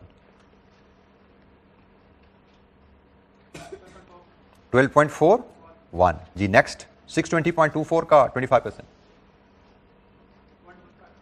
155.06। 812.66 का 25%, 10156.51 का 25%, 13। अब 1% ऑफ टर्नओवर भी कैलकुलेट कर लें। टर्नओवर ये आ रहा है जी आपके सामने। पहले केस में इट इज 9.31, दूसरे केस में इट इज 11.26, तीसरे केस में इट इज 13.63, 16.49, 19.95। लीजिए जी, ये आ गया टर्नओवर टैक्स। अब इसको जरा करें ब्लॉक में और आप लाइए हायर। अब लाइए हायर। तो इस केस में तो आया 9.31, इस केस में आया 12.41, 155.06, 203.17, 264.13। यहां तक बात ठीक है जी। बट बात यहां खत्म हुई नहीं है अभी, यहां पे बात अभी खत्म हुई नहीं है, क्योंकि अब यहां पे वो बात आती है कि अगर आपने 1% ऑफ टर्नओवर कभी पे कर दिया तो जो आपने नॉर्मल टैक्स के ओवर एंड अबव पे किया that is adjustable against future tax liability. तो जनाब आपने 1 में पे कर दिया 9.31, जो कि नॉर्मल टैक्स से 9.31 ज्यादा है, तो 9.31 एडजस्टेबल है अगले सालों में। एस्टैब्लिश हो गया ये बात। अगले 3 सालों में एडजस्टेबल है, अगले 3 सालों में एडजस्टेबल है फ्यूचर लायबिलिटी के अगेंस्ट। तो उसके अगले साल की लायबिलिटी कितनी है? तो हम इसमें से एडजस्ट करेंगे कितना, कौन बताएगा? 1.15 एडजस्ट करेंगे। क्यों? मिनिमम टैक्स, इससे कम तो हम पे नहीं कर सकते ना, तो हम एडजस्ट उतना करेंगे जितना अलाउबल है। हमारी टैक्स लायबिलिटी 12.41 है, लेकिन 11.26 से कम हम पे नहीं कर सकते। Well done. ये आईकैप के सोल्यूशन बनाने वाले को भी नहीं पता था, उसने सारे का सारा एडजस्ट कर दिया। ठीक है, तो हमने यहां पे एडजस्ट करना है सिर्फ हम करेंगे 12.41 माइनस 11.26, ये एडजस्टमेंट आएगी यहां पे 1.15 इधर एडजस्ट होगा और जो बाकी बच गया इधर डाल दो 8.16। ठीक हो गया जी, ये दो आपकी एडजस्टमेंट्स आ गई। अब आप यहां पे ले सकते हो टैक्स पेमेंट। अब आपकी आई टैक्स पेमेंट। अब यहां पे हम टैक्स पेमेंट शो करेंगे। तो पहले केस में 9.31 है, दूसरे केस में 11.26 है, तीसरे केस में 146.90 है, देन 203.17 है, 264.13 है। लीजिए जी, ये अब हमारी टैक्स पेमेंट आई है जो हमारे मेन शेड्यूल में अब एक्सटेंड होगी फॉर एनपीवी कैलकुलेशन। जी, इसमें जैसे मैंने कहा आपको कि आईकैप के सोल्यूशन में भी ये गलती है, और बेशक 1-2-4% ही सही, लेकिन आईकैप के सोल्यूशन में कहीं ना कहीं जो हमें प्रेजेंट किए जाते हैं इनमें कहीं ना कहीं गलती हमें मिल जाती है। तो इसीलिए भी मैं कहता हूं बहुत जरूरी है कि पहले आप अपना माइंड अप्लाई कर लो, फिर सोल्यूशन पे जाओ। अगर आपने अपना माइंड अप्लाई नहीं किया होता तो जो सोल्यूशन वहां पे होता है उसको आप बगैर सोचे समझे अब्सॉर्ब कर लेते हो कि शायद ऐसा ही होता है। ठीक है, पहले अपना माइंड अप्लाई करो, then go to the solution. और अगर वहां पे आपको अपने माइंड के अगेंस्ट कोई चीज नजर आएगी, you will be in a position to challenge it. उसको सोचोगे उसके ऊपर जरूर। अगर माइंड अप्लाई किए बगैर उसका ऑडिट किया आपने, तो फिर आप सोचते नहीं हो, आप उसको फिर जस्टिफाई करके याद कर लेते हो। और जस्टिफाई हो जाए तो ठीक है, ना हो तो याद कर लेते हो, ठीक है, which is a very bad habit. हमें हर चीज को कॉन्सेप्चुअली सीखना है, क्योंकि एग्जाम में हमें नहीं पता हमें किस किस्म की ट्रीटमेंट दी जाएगी। बट एक चीज क्लियर है कि जो भी ट्रीटमेंट हमें दी जाएगी, अगर हमारी बेसिक स्ट्रांग है तो उनको हम हैंडल कर जाएंगे इंशाअल्लाह। तो लीजिए जी, ये टैक्स पेमेंट है, इनको हम लेके जाए। टैक्स पेमेंट सेम ईयर में ही है ना। तो जनाब पहली पेमेंट हमारी आई 9.31, देन 11.26, 146.90, 203.17 एंड 264.13। लीजिए जी, net cash flow, I think we are done with it. Net cash flow लीजिए, डिस्काउंट फैक्टर लगाइए, एनपीवी कीजिए, तो हमारा काम कंप्लीट हुआ। ये बताइए इस केस की एनपीवी क्या आती है?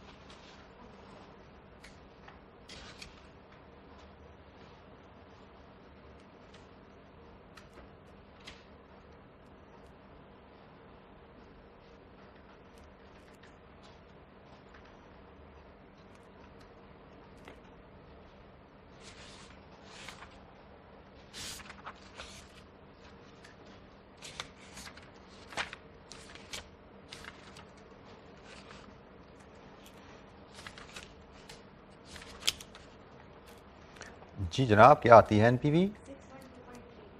612.30। It's also positive. तो जनाब ये हमारी एनपीवी आ गई, which will be slightly different from the examiner solution. This should be marginally different, क्योंकि जैसे मैंने कहा एडजस्टमेंट की वजह से थोड़ा सा फर्क है, but it's very negligible difference. Anyways, हमसे पूछा गया था सवाल में कि हमें क्या करना चाहिए, should we set up the manufacturing facility. तो हमारा डिसीजन है, हम कंपेयर करें इस एनपीवी को, इंपोर्ट एंड सेल को, मैन्युफैक्चरिंग एंड सेल के साथ। तो हमें लगता है import and sale is a better option, ठीक है। तो company should continue with its current business of import and sale, या in other words company should drop the idea of setting up the manufacturing plant. Company should not set up manufacturing facility.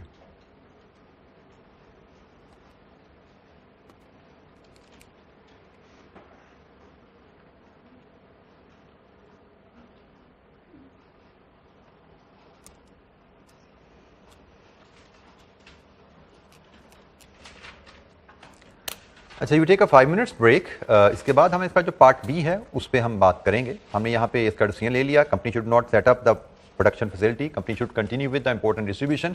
Part B जो sensitivity का, उस पर बात करेंगे। उसके discussion में हम कुछ एक नया एंगल भी सेंसिटिविटी का सीखेंगे जो कल हमने इलस्ट्रेशन में कवर नहीं किया था। सो 5 मिनट्स ब्रेक, उसके बाद मिलते हैं। अच्छा जी, हमने ब्रेक से पहले यहाँ तक पहुँचे थे, हमने डिसीजन ले लिया कि हमें सेटअप नहीं करना प्लांट, हमें इंपोर्ट डिस्ट्रीब्यूशन इस तरह चलना है। अच्छा, अब आते हैं इसके हम पार्ट बी की तरफ, जहाँ पे हमें कुछ नया सीखना है। Estimate the project sensitivity to direct material cost. अब यहां पे जरा तवज्जो चाहिए आपकी, कोई यहां पे कुछ बड़ी डिफरेंट सी डिस्कशन आने वाली है। हमने यहां पे दो ऑप्शंस डिस्कस की हैं, ठीक है। अगर मैं कल का केस आपको याद कराऊं, जब वहां पे अगर जैसे कल के केस में हमने क्या किया था, वहां पे भी हमने कुछ कॉस्ट की सेंसिटिविटी कैलकुलेट की थी, जैसे वेरिएबल कॉस्ट की सेंसिटिविटी कैलकुलेट की थी या फिक्स कॉस्ट की सेंसिटिविटी कैलकुलेट की थी। वहां पे हमने सेंसिटिविटी का मीनिंग क्या लिया था? कॉस्ट की सेंसिटिविटी का मतलब क्या था कि कॉस्ट में कितना इजाफा हमारे डिसीजन को बदलेगा, यही था ना। कॉस्ट में हमने से मटेरियल की, हम वहां पे कल वाली डिस्कशन पे जाते, मटेरियल की सेंसिटिविटी कैलकुलेट कर रहे होते, से वो आती 8%। तो मेरी इंटरप्रिटेशन क्या होती, मटेरियल कॉस्ट में 8% इजाफा अगर आ गया तो ठीक है, इससे ज्यादा इजाफा मतलब प्रोजेक्ट फिजिबल नहीं रहेगा, यही थी ना कल तक की बात। अब यहां पे पहली बात, we are not talking about one project, we are talking about two options. एक नई चीज आ गई। अब दो ऑप्शंस के कंपैरिजन में जब आप जाते हैं, वहां पे सेंसिटिविटी का मतलब क्या है? दो प्रोजेक्ट्स के कंपैरिजन में जब जा रहे हैं तो सेंसिटिविटी से मुराद है वेरिएबल में कितना इजाफा डिसीजन बदलेगा। वहां पे तो फिजिबल से अनफिजिबल था, यहां पे ऑप्शन ए से ऑप्शन बी, ठीक है। तो जब एक प्रोजेक्ट की सेंसिटिविटी कर रहे हैं तो भाई फिजिबल से अनफिजिबल होने में कितनी चेंज लगती है। यहां पे जब दो प्रोजेक्ट की बात कर रहे हैं तो ऑप्शन चेंज होने में कितनी वेरिएशन लगती है। अब अच्छा, अब यहां पे इशू क्या है? डायरेक्ट मटेरियल कॉस्ट किस ऑप्शन में है? ऑप्शन 2 में, which is not the chosen one. Material cost बढ़ेगी तो मैन्युफैक्चरिंग की एनपीवी तो और नीचे जाती है, तो इसका मतलब मटेरियल कॉस्ट की sensitivity here can not be calculated. यहां पे मटेरियल कॉस्ट की सेंसिटिविटी कैलकुलेट की ही नहीं जा सकती, क्योंकि कॉस्ट के जितना मर्जी कॉस्ट बढ़ जाए डिसीजन चेंज नहीं होना।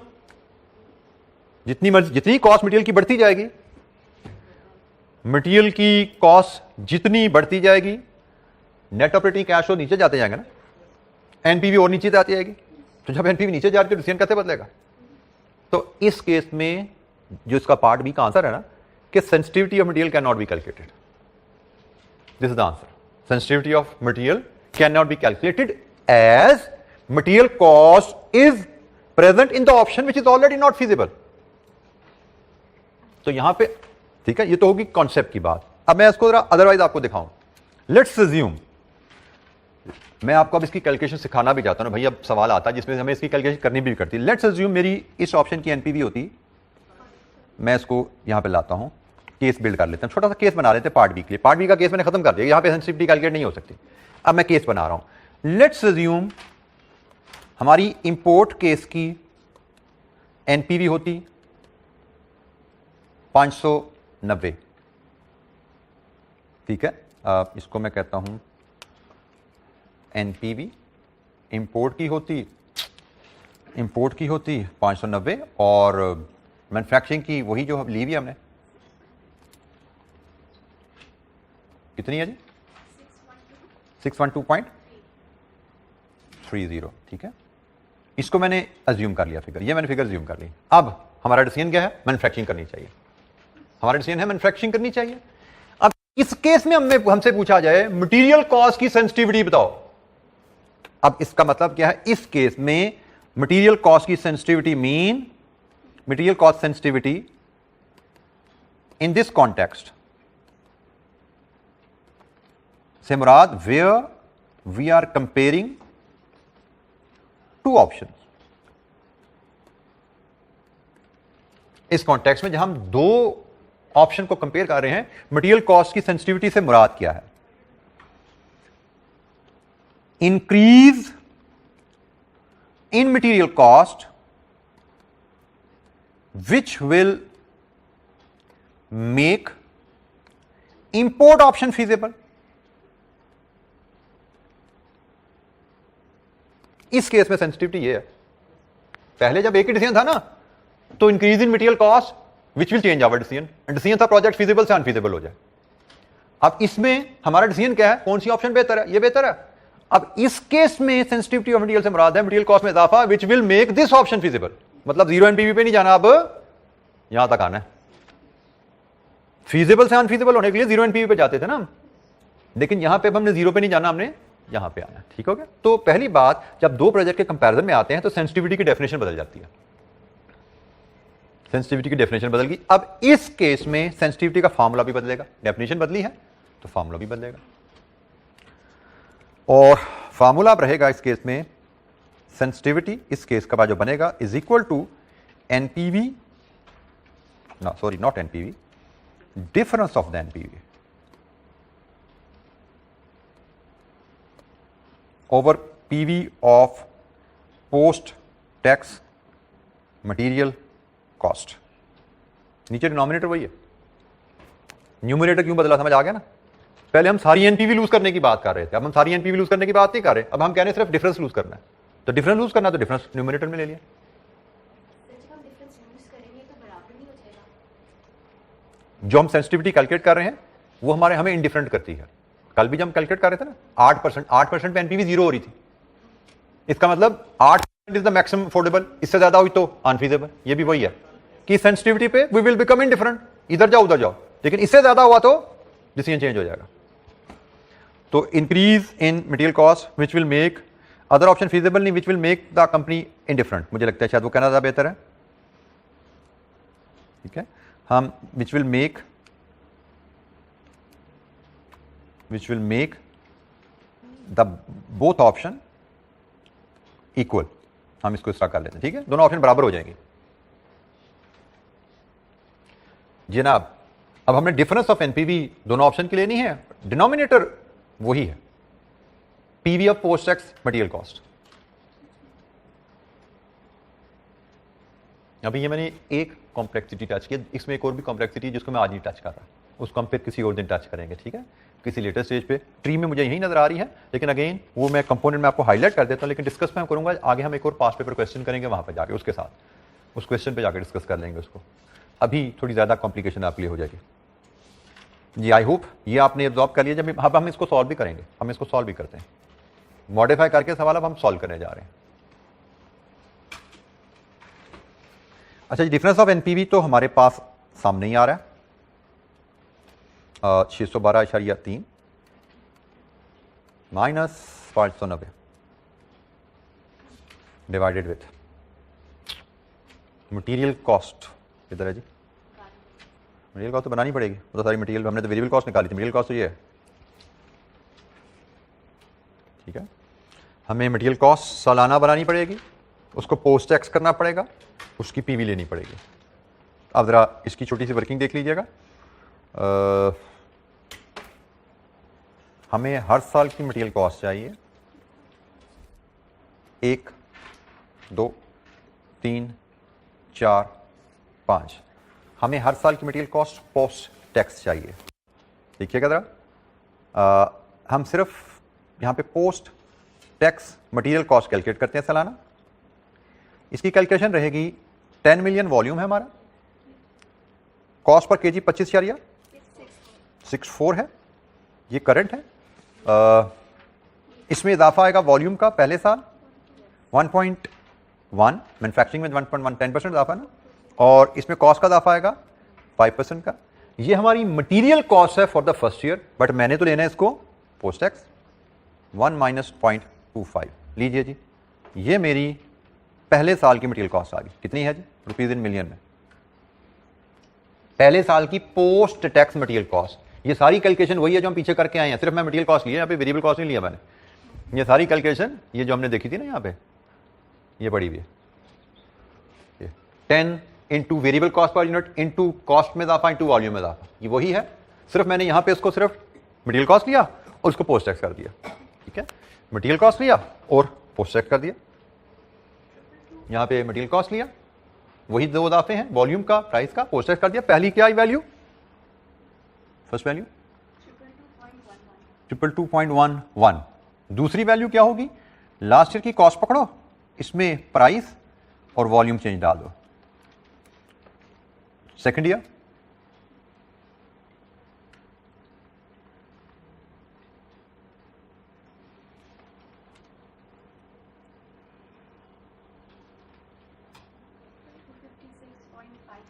256.54, third year 296.3, 1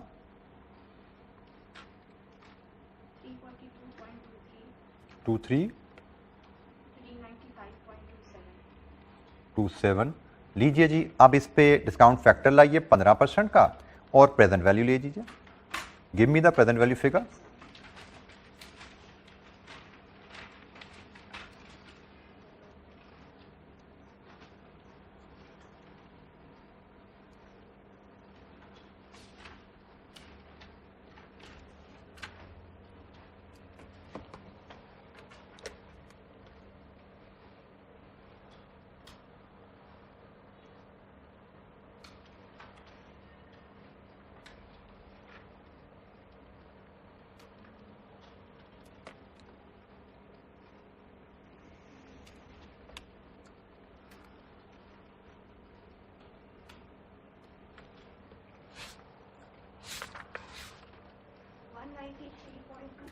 टोटल बोल रहे हैं 19।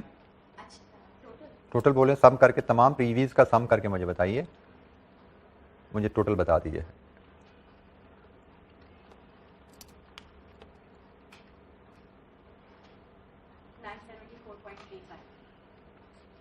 $974.35 मिलियन। इसको यहाँ फीड करेंगे 974.35 मिलियन इंटू 100 सेंसिटिविटी परसेंटेज में होती है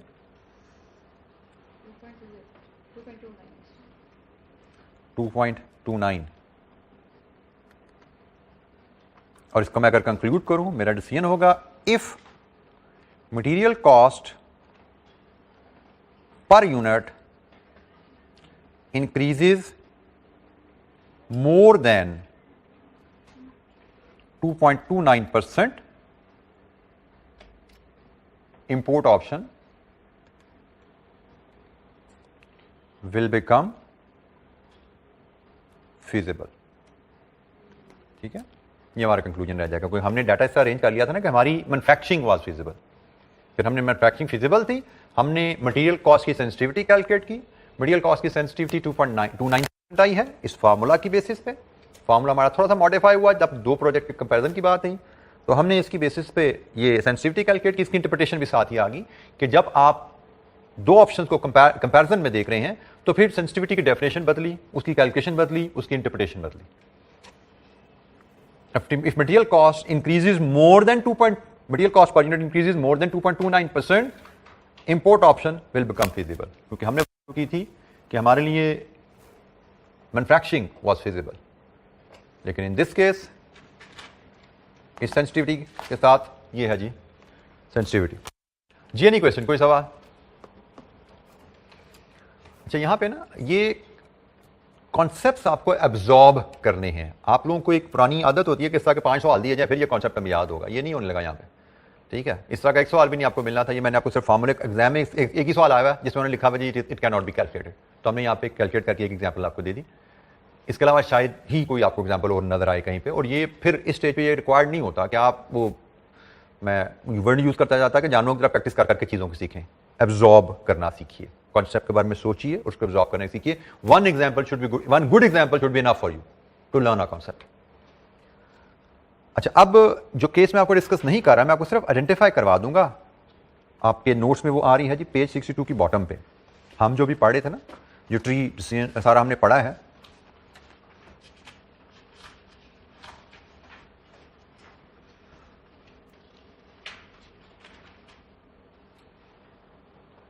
हमने देखिए हमने इसको पढ़ लिया इस केस को कि आपने सिंगल प्रोजेक्ट के साथ चलें तो सेंसिटिविटी कैसे लेनी है। मोर देन वन प्रोजेक्ट की बात करें तो उसमें ये केस डिस्कस किया कि हमसे मटेरियल कॉस्ट की सेंसिटिविटी कही गई है और मटेरियल कॉस्ट सिर्फ एक ऑप्शन में एग्जिस्ट कर रही थी, इंपोर्ट में। लेकिन अभी ये केस मैं आपसे डिस्कस नहीं कर रहा कि बात का हमें ऐसे वेरिएबल की सेंसिटिविटी कहा जाता है जो दोनों में एग्जिस्ट कर रही थी। फॉर एग्जाम्पल हमारे यहाँ पे ये ऑप्शन ए और ऑप्शन बी क्या होती कि चाइना से प्लांट लगा के मैन्युफैक्चरिंग करें या जर्मनी से प्लांट लगा के मैन्युफैक्चरिंग करें। हमने कहा जी जर्मनी वाला प्लांट अच्छा है, उसकी एनपीवी ज्यादा आ रही है। फिर कहा जाता अब मटेरियल की सेंसिटिविटी बताओ, तो फिर जर्मनी के प्लांट में भी मटेरियल इस्तेमाल हुआ है, चाइना के प्लांट में भी रॉ मटेरियल यूज हो रहा है। तो ऐसे कॉस्ट कंपोनेंट की सेंसिटिविटी कहा जाए जो दोनों ऑप्शन में एग्जिस्ट करता हो। This is the next case but we will discuss it later, ठीक है, अभी नहीं डिस्कस करें क्योंकि उसमें थोड़ा सा हमें कुछ जो मेरे पास कंप्रीहेंसिव क्वेश्चन अवेलेबल है उसमें कुछ और नॉलेज भी आ जाता है, तो वो नॉलेज पहले गेन कर लें, फिर पास पे प्रैक्टिस कर रहे होंगे उसको सीख लेंगे। बट इट जिससे मैंने कोई छोटी सी डिस्कशन यहाँ पे की है, ये दोबारा इस डायग्राम पे लाकर डिस्कशन करके मैं आपको सवाल आपसे कर लूंगा लेटेस्ट, एक तरह की आपकी रिवीजन भी हो जाएगी सेंसिटिविटी के चल के। तो ये चीज़ हमारी बस रह गई है, पेंडिंग है, बाकी सारा सेंसिटिविटी एनालिसिस का ट्री हम डिस्कस कर चुके हैं। तो कोई सवाल?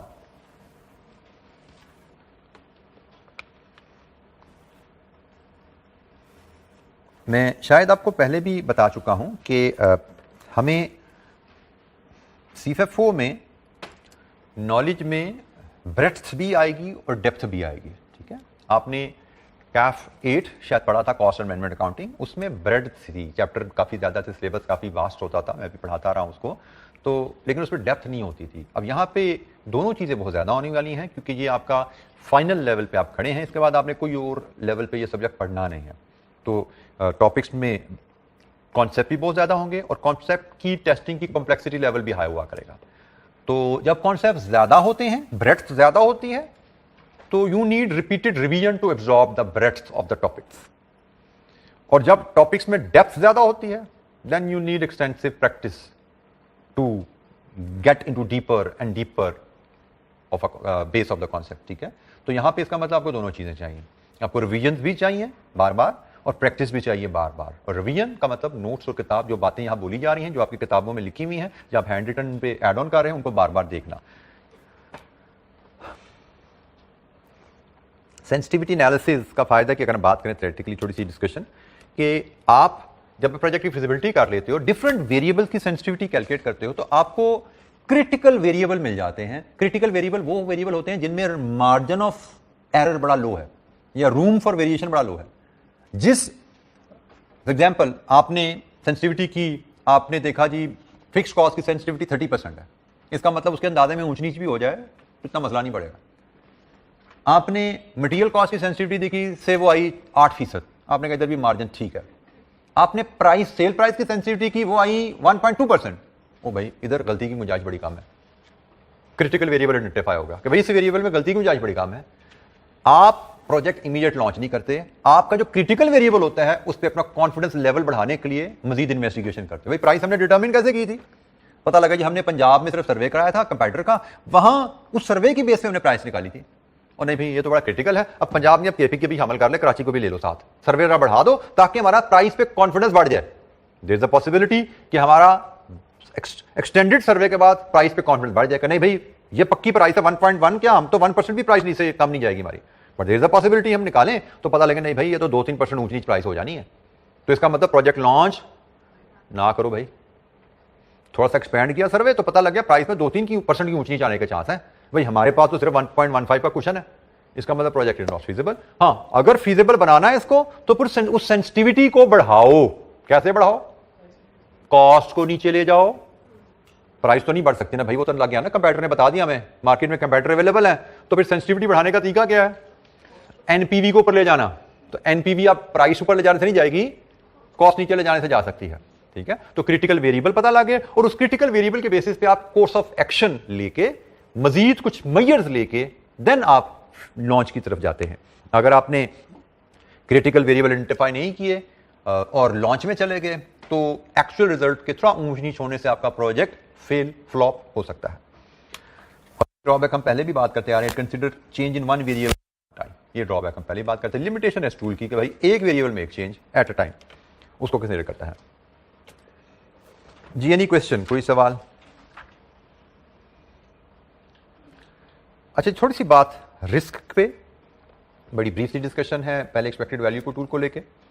हमने कल ही बात की थी कि भाई अगर किसी वेरिएबल पे different probable outcomes with associated probabilities available हो तो हम उसकी एक्सपेक्टेड वैल्यू निकालेंगे।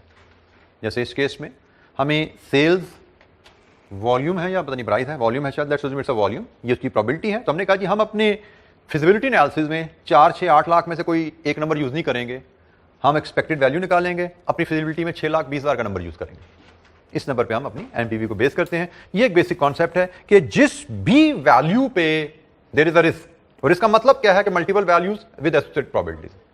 तो जब भी आप किसी प्रोजेक्ट की फिजिबिलिटी कर रहे हैं, डेटा आपने फोरकास्ट किया and there is risk, expected values का प्रिंसिपल हमें बताता है रिस्क से डील करने का तरीका कि आप हर ऐसी रिस्की आइटम की एक्सपेक्टेड वैल्यू कैलकुलेट करो और उस एक्सपेक्टेड वैल्यू को अपने एनपीवी कैलकुलेशन में ले लो। This is the very basic and simple tool and that's why we don't expect it to appear in the exam. इसमें सिर्फ एक छोटी सी कैलकुलेशन है, उसके हिसाब से इलस्ट्रेशन 51 हमारे पास है, उसका हम रिव्यू कर लेते हैं। नहायत ही आसान और सिंपल कॉन्सेप्ट है जी एक्सपेक्टेड वैल्यूज का।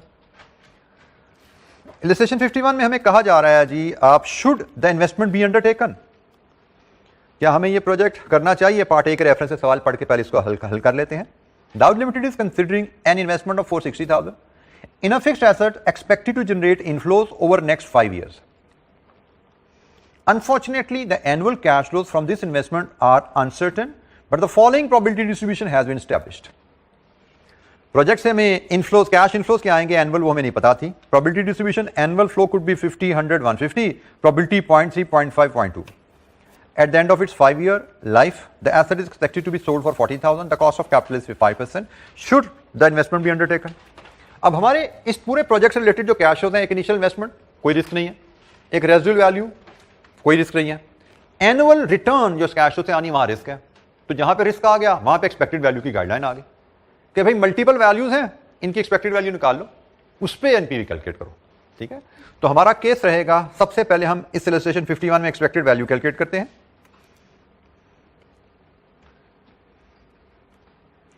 Expected value of annual cash flows. It will be 50,000 into 0.3 plus 100,000 into 0.5 plus 150,000 into 0.2. तो क्या है जनाब 95,000। हमने एनुअल कैश फ्लो 95,000 लेके चलना है और ये जब इसको एनुअल कैश फ्लो 95 लेके चलना है तो ये हमारी बन जाएगी एन्युटी। तो जनाब एन्युटी के हिसाब से हमारे कैश फ्लोज बनेंगे इनिशियल इन्वेस्टमेंट, रेजिडुअल वैल्यू और annual cash flows. Period wise cash flows in rupees, discount factor rate दिया गया जी हमें 5%, देन पीवी और यहां पे हम एनपीवी लेते हैं। इनिशियल इन्वेस्टमेंट 0 में it is 460,000 negative. Residual value life कितनी है जी 5 इयर्स, 5 में आएगी 40,000 और एनुअल कैश फ्लो 1 से 5 तक 95,000। ये हमने ऊपर वर्कआउट किए हुए हैं। तो लीजिए जी 5% पे डिस्काउंट कीजिए और इसकी एनपीवी बताइए क्या आती है जी 17385 नेगेटिव। Okay, negative 17385 negative. हमसे पूछा गया should investment be undertaken. Expected value principle के तहत एक वैल्यू रिस्की थी, उसकी हमने एक्सपेक्टेड वैल्यू निकाली, उस एक्सपेक्टेड वैल्यू को यूज करके एनपीवी निकाली, एनपीवी नेगेटिव आ गई। बाय द वे, जब आप किसी एक्सपेक्टेड वैल्यू को यूज करके एनपीवी निकालते हो तो इस एनपीवी को भी हम एक्सपेक्टेड एनपीवी कहते हैं। ये एनपीवी हमारी एक्सपेक्टेड एनपीवी कहलाती है। एकेडमिकली हम इसको एक्सपेक्टेड एनपीवी कहते हैं। बहरहाल एक्सपेक्टेड एनपीवी नेगेटिव है, इसका मतलब प्रोजेक्ट इज नॉट फीजिबल। यही हमसे पूछा गया था पार्ट ए में, should the investment be undertaken. हमने कहा जी no, investment should not be undertaken. अच्छा, पहला पार्ट तो इसका बड़ा सिंपल रहा। पार्ट बी के लिए थोड़ी सी बात हमें और करनी है जी। यहां पे कोई सवाल एक्सपेक्टेड वैल्यू के प्रिंसिपल पे कोई दिक्कत?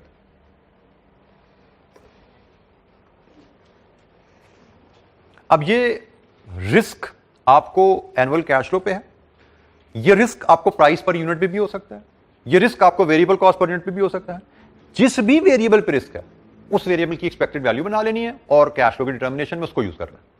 तो ये एक बड़ा बेसिक सा टूल है एक्सपेक्टेड वैल्यूज। जैसे मैंने कहा नहायत ही बेसिक टूल है, so we don't see any exam question on this area, लेकिन वी शुड नो कि ये बेसिक सा टूल कैसे अप्लाई किया जाता है। वी नेवर नो, हमें 2-4 नंबर की कोई वर्किंग एग्जामिनर दे दे, किसी क्वेश्चन के साथ कंपोनेंट डाल दे जरा सा, जिससे सेंसिटिविटी एनालिसिस कंपोनेंट के तौर पे आ सकता है। ये भी एक कंपोनेंट के तौर पे किसी भी क्वेश्चन में डाला जा सकता है। अच्छा जी, पार्ट बी इसका, उस पर थोड़ी सी हमें विचार करना पड़ेगा। इफ अंडरटेकन, वैसे तो है फीजिबल नहीं है जी, असूलन नहीं लेना चाहिए हमें, एक्सपेक्टेड एनपीवी की बेसिस पे फीजिबल नहीं है। If undertaken, what is the probability that project will and up with negative NPV. उसने कहा अगर ये प्रोजेक्ट कर लेते हैं तो नेगेटिव एनपीवी आने की प्रोबेबिलिटी क्या है। तो भाई अगर हम ये प्रोजेक्ट करते हैं तो हमारा इनफ्लो ये भी हो सकता है, ये भी हो सकता है, ये भी हो सकता है। हमारा इनफ्लो इन तीनों में से कुछ भी आ सकता है सालाना। हमने जो भी एनपीवी कैलकुलेट की वो किस पे कैलकुलेट की?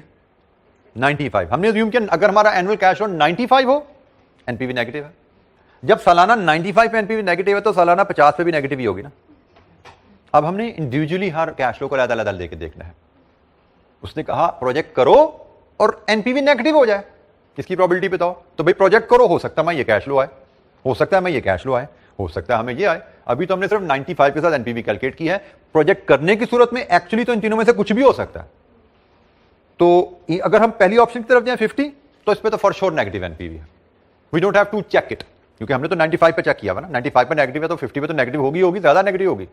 लेट्स चेक एट 100 पे एनपीवी रीकैलकुलेट करके देखते हैं। And it should be one liner activity, it should be one liner activity. तो NPV if annual cash flow is 100,000, एक लाइन में कैलकुलेट करके दिखा दीजिए। सिर्फ इसको अपने 100,000 से रिप्लेस करना है, बाकी सारी कैलकुलेशन वही रहेगी। कितनी जी? 4260 it is positive negative? Positive. Positive. 100 पे पॉजिटिव है तो 150 पे तो पॉजिटिव ही होगी ना। ठीक हो गया। तो इसका मतलब अब अगर मैं कंक्लूड करूं तो probability of project ending up with negative NPVs only one condition, कि हमारा एनुअल कैश फ्लो 50,000 है, जिसकी प्रोबेबिलिटी है 0.3 या 30%। और अगर हमसे पूछा जाए probability of project ending up with positive NPV, तो इट इज ऑटोमेटिकली 0.7 और 70%।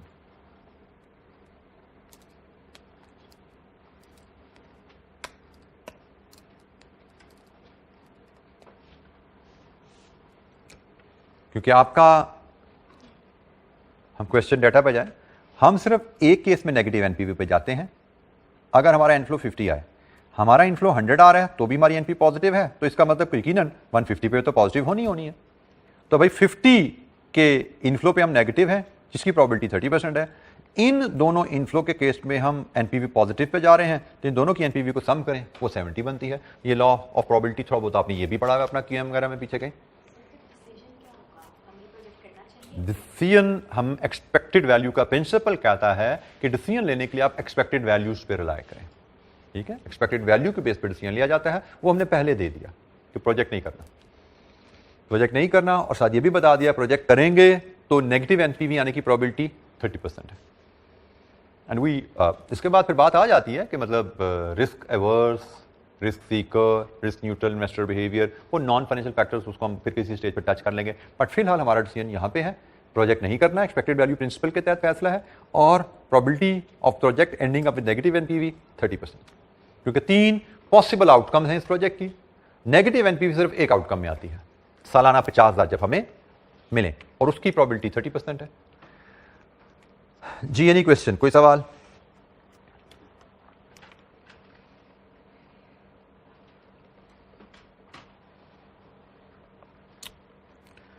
अच्छा जी, एक्सपेक्टेड वैल्यू के ही प्रिंसिपल को लेके एक टूल है हमारे पास डिसीजन ट्री का। ये टूल हमें जितनी एग्जांपल्स टेक्स्ट बुक में अवेलेबल हैं, जो ICAP ने भी दी हुई हैं, और ये टूल भी बेसिकली ज़्यादातर प्राइमरली यूज़ किया जाता है शॉर्ट टर्म डिसीजन मेकिंग के लिए। नॉर्मली ये शॉर्ट टर्म डिसीजन मेकिंग के लिए यूज़ किया जाता है, but in certain circumstances if we have the data available we can use it for the long term decision making as well. अब हम तो पढ़ रहे हैं long term decision making, short term decision making आपका मैनेजमेंट अकाउंटिंग का syllabus था। तो प्रीवियसली ये tool used to be the part of management accounting syllabus. तब जब मैनेजमेंट अकाउंटिंग सिलेबस खत्म हुआ हमारे फाइनल लेवल से, तो डिसीजन ट्री का टूल जो है, चूंकि ये कैफ लेवल पे नहीं पढ़ाया जाता, तो इसको यहाँ रिटेन किया गया आपकी नॉलेज बेस के लिए।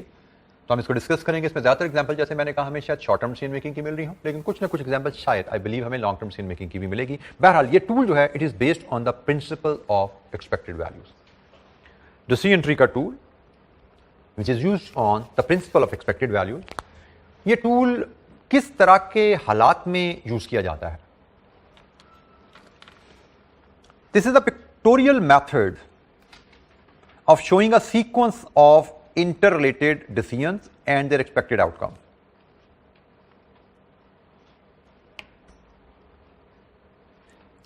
When you are face with the situation जहां पे इंटर रिलेटेड सीक्वेंस है डिसीजंस का, कोई एक डिसीजन नहीं है। जैसे यहां पे फिजिबिलिटी, प्रोजेक्ट फिजिबल है या नहीं है, कहानी खत्म होगी, नहीं ये फिजिबल नहीं है। यहां पे हम कह रहे हैं sequence of inter related decisions, एक से ज्यादा डिसीजंस हैं और इंटर रिलेटेड हैं, मतलब एक डिसीजन की बेस पे अगला डिसीजन लेना पड़ेगा, दूसरे डिसीजन की बेस पे तीसरा डिसीजन की बारी आएगी। तो जहां पे आप इंटर रिलेटेड डिसीजन से डील कर रहे हैं और वो डिसीजन भी ऐसे हैं जिनमें there are different probable outcomes involve, कि डिसीजन ए करो तो हम इस डायरेक्शन में चले जाएंगे, डिसीजन बी करे तो तेरे को चल पड़ेंगे, और अगर हमने डिसीजन ए ले लिया तो will be faced with option X option Y, और डिसीजन बी ले लिया तो will be faced with option J and option K. Inter related decision, sequence of inter related decision जहां पे प्रोबेबिलिटीज इन्वॉल्व हैं with their outcomes of the decision. तो वहां पे डिसीजन ट्री का टूल आपको एक suitable course of action devise करने में हेल्प करता है। इंटर रिलेटेड डिसीजन है, A B C D E F multiple decision है, तो हमें किस कोर्स ऑफ एक्शन को फॉलो करना है, which course of action will be most suitable for the company.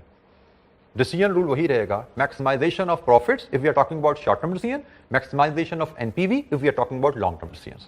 ठीक है, तो डिसीजन ट्री के 3 स्टेप्स होते हैं जी इस टूल को अप्लाई करने के लिए। स्टेप नंबर 1, डिसीजन ट्री को ड्रॉ करना।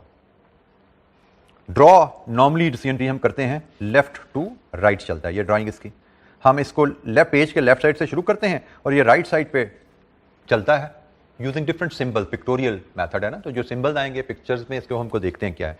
लेफ्ट टू राइट आप डिसीजन ट्री ड्रॉ करते हैं, ये बड़ा सिंपल टूल है, कोई कॉम्प्लेक्सिटी नहीं है। अब इसमें थोड़ी मैं जो आपको बता दूं, last past paper based revision करोगे ना, अगर आप पास्ट पेपर से रिवीजन करना चाहोगे तो इस पर आपको सवाल नहीं मिलने वाला, क्योंकि बीएफडी में कभी ये था ही नहीं, या एटलीस्ट था तो कभी टेस्ट नहीं हुआ। Basically it used to be the management accounting topic, और 2016-17 तक जब मैनेजमेंट अकाउंटिंग का सिलेबस इंडिपेंडेंट था तब तक इसमें से सवाल आता था, और जब से 2017 से सिलेबस मर्ज हुआ मैनेजमेंट अकाउंटिंग और बीएफडी का, ये सिलेबस में रहा, शॉर्ट टर्म डिसीजन मेकिंग में रहा, लेकिन कभी एग्जामिन नहीं हुआ। तो 17 से लेके आज तक कभी एग्जामिन नहीं हुआ ये, ठीक है। अब बीएफडी में अब है जरूर, लेकिन पिछले 5-6 साल से एग्जामिन नहीं हुआ हुआ, इसलिए पास पेपर में आपको इसका कोई पास पेपर मिलने वाले नहीं है। लास्ट टाइम बाद मैनेजमेंट अकाउंटिंग में मैं देखता था तो उसमें भी फ्रीक्वेंसी वाज वेरी लो, क्योंकि मैं वो भी पढ़ाता रहा काफी साल, तो मुझे लगता है this was tested last time in CA final exam in 2008। उसका सवाल देखेंगे हम, बाय द वे हमारे इस बुक में शामिल है। तो 2008 में लास्ट टाइम ये क्वेश्चन टेस्ट किया गया था, ये टॉपिक टेस्ट किया था। It's a very simple topic, जैसे मैंने कहा सिंपल टॉपिक एग्जामिनर बड़ा रेयरली टेस्ट करता है, तो लेकिन मैं फिर कहता हूं कि आपको 1% भी इस तरह के टॉपिक पे रिस्क नहीं लेना कि रेयरली टेस्ट करता है, यू नेवर नो रेयर कोई ना आपका एग्जामिनेशन हो सकता है, ठीक है। अच्छा जी, हमने कहा जी decision tree left to right draw किया जाता है किन सिंबल्स को लेके, अभी हम बात करेंगे। फिर उस ट्री की डिफरेंट ट्री है ना, डिफरेंट ब्रांचेस बनेंगी, उन ब्रांचेस पे प्रोबेबिलिटीज और वैल्यूज डाली जाती हैं। कैसे, अभी हम देखेंगे, डिसीजन मेकिंग सिचुएशन देखेंगे, उसका डिसीजन ट्री बनाएंगे, प्रोबेबिलिटीज और वैल्यूज उस ट्री पे बनाएंगे।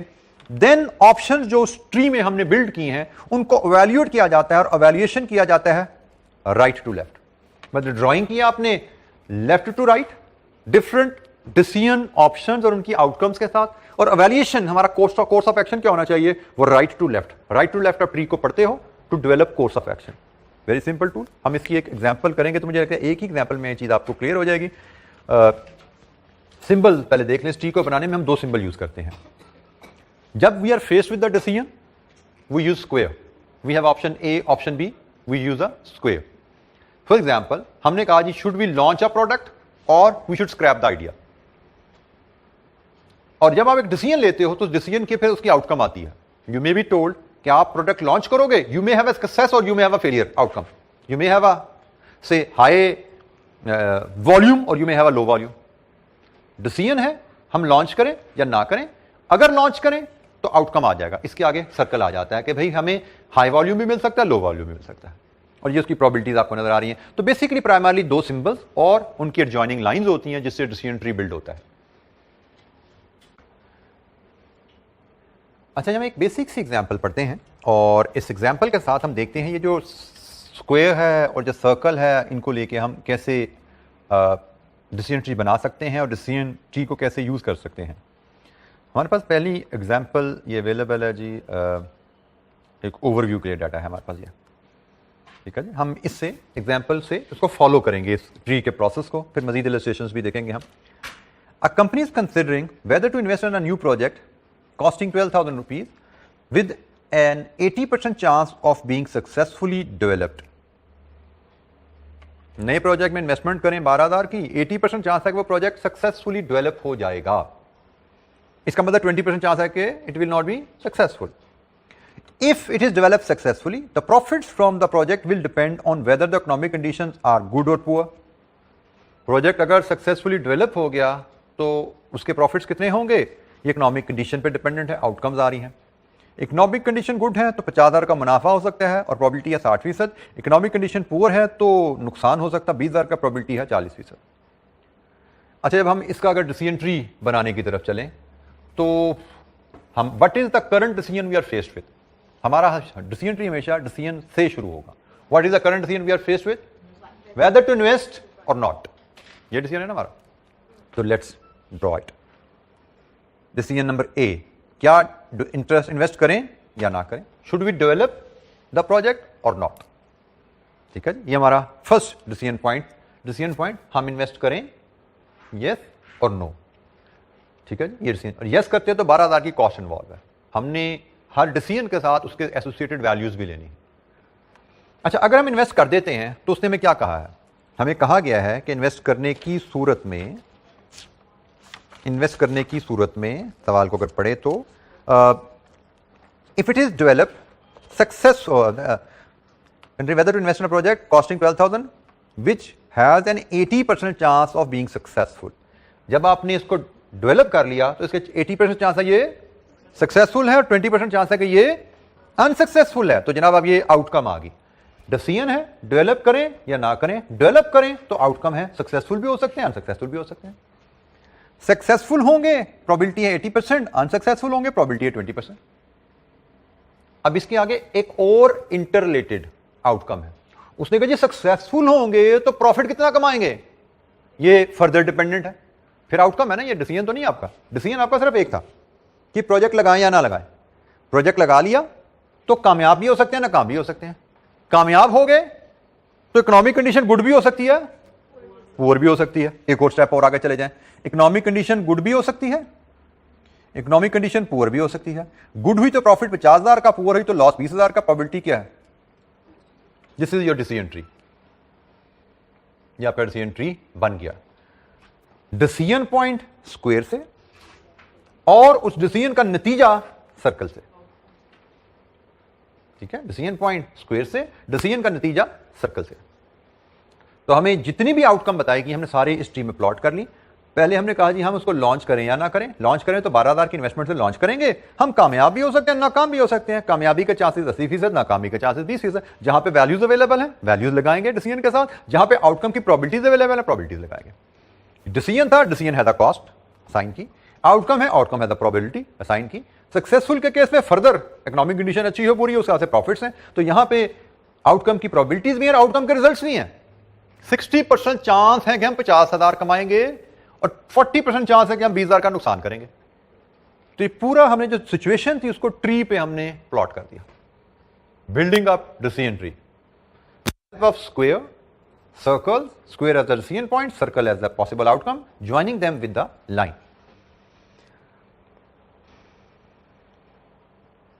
अच्छा, अब यहां पे अब हमें फैसला हमसे करना है। अभी हमने डिसीजन ट्री ड्रॉ किया, फैसला नहीं किया। अब हम फैसला है क्या बेसिकली, डू नॉट डेवलप और डेवलप। तो भाई डिपेंड करता है कि हमें जिस ब्रांच में बेनिफिट ज्यादा है हम उसकी तरफ जाएंगे। तो भाई डू नॉट डेवलप में बेनिफिट क्या, जीरो। डू नॉट डेवलप तो ना जेब से कुछ गया ना कुछ आया, वी आर जीरो। यहां पे कुछ जा भी रहा है कुछ आ भी रहा है। नेट देख लेते हैं क्या प्रोबेबिलिटी असूलों को लेके। तो भाई अब हम एवेल्यूएशन करने लगे हैं। ड्रॉ किया लेफ्ट टू राइट, वैल्यूज और प्रोबेबिलिटीज डालते गए। अब एवेल्यूएशन होने लगे है राइट टू लेफ्ट। एवेल्यूएशन करते हुए आप स्टेप बाय स्टेप मूव करते हो। ठीक है, स्टेप बाय स्टेप। जैसे हमने कहा जी हम पहले यहां से, ये हमारा एंड है ना ट्री का, इस एंड से पहले जंक्शन पे आओ, सी पे आओ। इस एंड से सी पे आओ तो जनाब हमारे ट्री की वैल्यू क्या है। सी पे आते हुए हमारे ट्री की वैल्यू है 60,000 का मुनाफा इंटू 0.6 प्लस 20,000 का नुकसान इंटू 0.4 एक्सपेक्टेड वैल्यू बनेगी ना हमारी। हमारा 60% चांस है कि हमारा 50,000 का मुनाफा होगा, 40% चांस है कि हमें 20,000 का नुकसान होगा। एक्सपेक्टेड रिटर्न क्या है इस केस में? कितनी जी? 22,000। ये जो हमारी एक्सपेक्टेड रिटर्न आ गई पॉइंट सी के ऊपर। अच्छा, इसके बाद अब सी की कहानी देखो। सी पे वैल्यू एक्सपेक्टेड रिटर्न 22 है और एसोसिएटेड प्रोबेबिलिटी 80 है और अनसक्सेसफुल हुए तो 0 है ना। अब जनाब आप बी की वैल्यू बनाओ। बी पे हमारी वैल्यू क्या बनती है? हमारी बी की वैल्यू बनेगी सी की वैल्यू 22,000 इंटू सी की प्रोबेबिलिटी 0.8 प्लस 0 इंटू 0.2, ऐसे ही है ना। तो सी पे वैल्यू क्या बनी? सॉरी 17600। ये बी पे आ गए, सॉरी बी पे आ गए। अब बी से ए पे जाना है तो इस ब्रांच की वैल्यू क्या बनी? 17,600 माइनस 12,000। इस डिसीजन की वैल्यू बनी 5,600। 5,600 पॉजिटिव है और अगर हम इस डिसीजन लें, ये डिसीजन लें तो इसकी वैल्यू 0, इस डिसीजन की वैल्यू 0 है। तो जनाब हमारे पास चॉइस है कि हम डू नॉट डेवलप करके 0 हासिल करें या डेवलप करके 5,600 की तरफ चलें। तो क्या डिसीजन है? डेवलप, प्रोजेक्ट को लॉन्च करो। ठीक है, तो हमें इंटर रिलेटेड डिसीजंस या चॉइसेस हो और डिफरेंट प्रोबेबिलिटीज और वैल्यूज हमें गिवन हो तो हम decision tree left to right draw करेंगे, उसकी ब्रांचेस पे प्रोबेबिलिटीज और वैल्यूज डालते जाते हैं और जब डिसीजन ट्री ड्रॉ कर लिया फिर राइट टू लेफ्ट उसको पढ़ते हुए जाते हैं और हम हर डिसीजन पॉइंट पे पहुंच के देख लेते हैं कि भाई डिफरेंट ब्रांचेस की वैल्यूज क्या है, इस ब्रांच की वैल्यू क्या है, इस ब्रांच की वैल्यू क्या है। जिस ब्रांच की वैल्यू ज्यादा है हम उसको रिकमेंड कर रहे हैं। इस केस में एक ही डिसीजन पॉइंट आया था, डेवलप और डू नॉट डेवलप। हमारे पास सिर्फ एक ही चॉइस थी, तो उस चॉइस पॉइंट पे आके हमने फैसला दिया वी शुड डेवलप।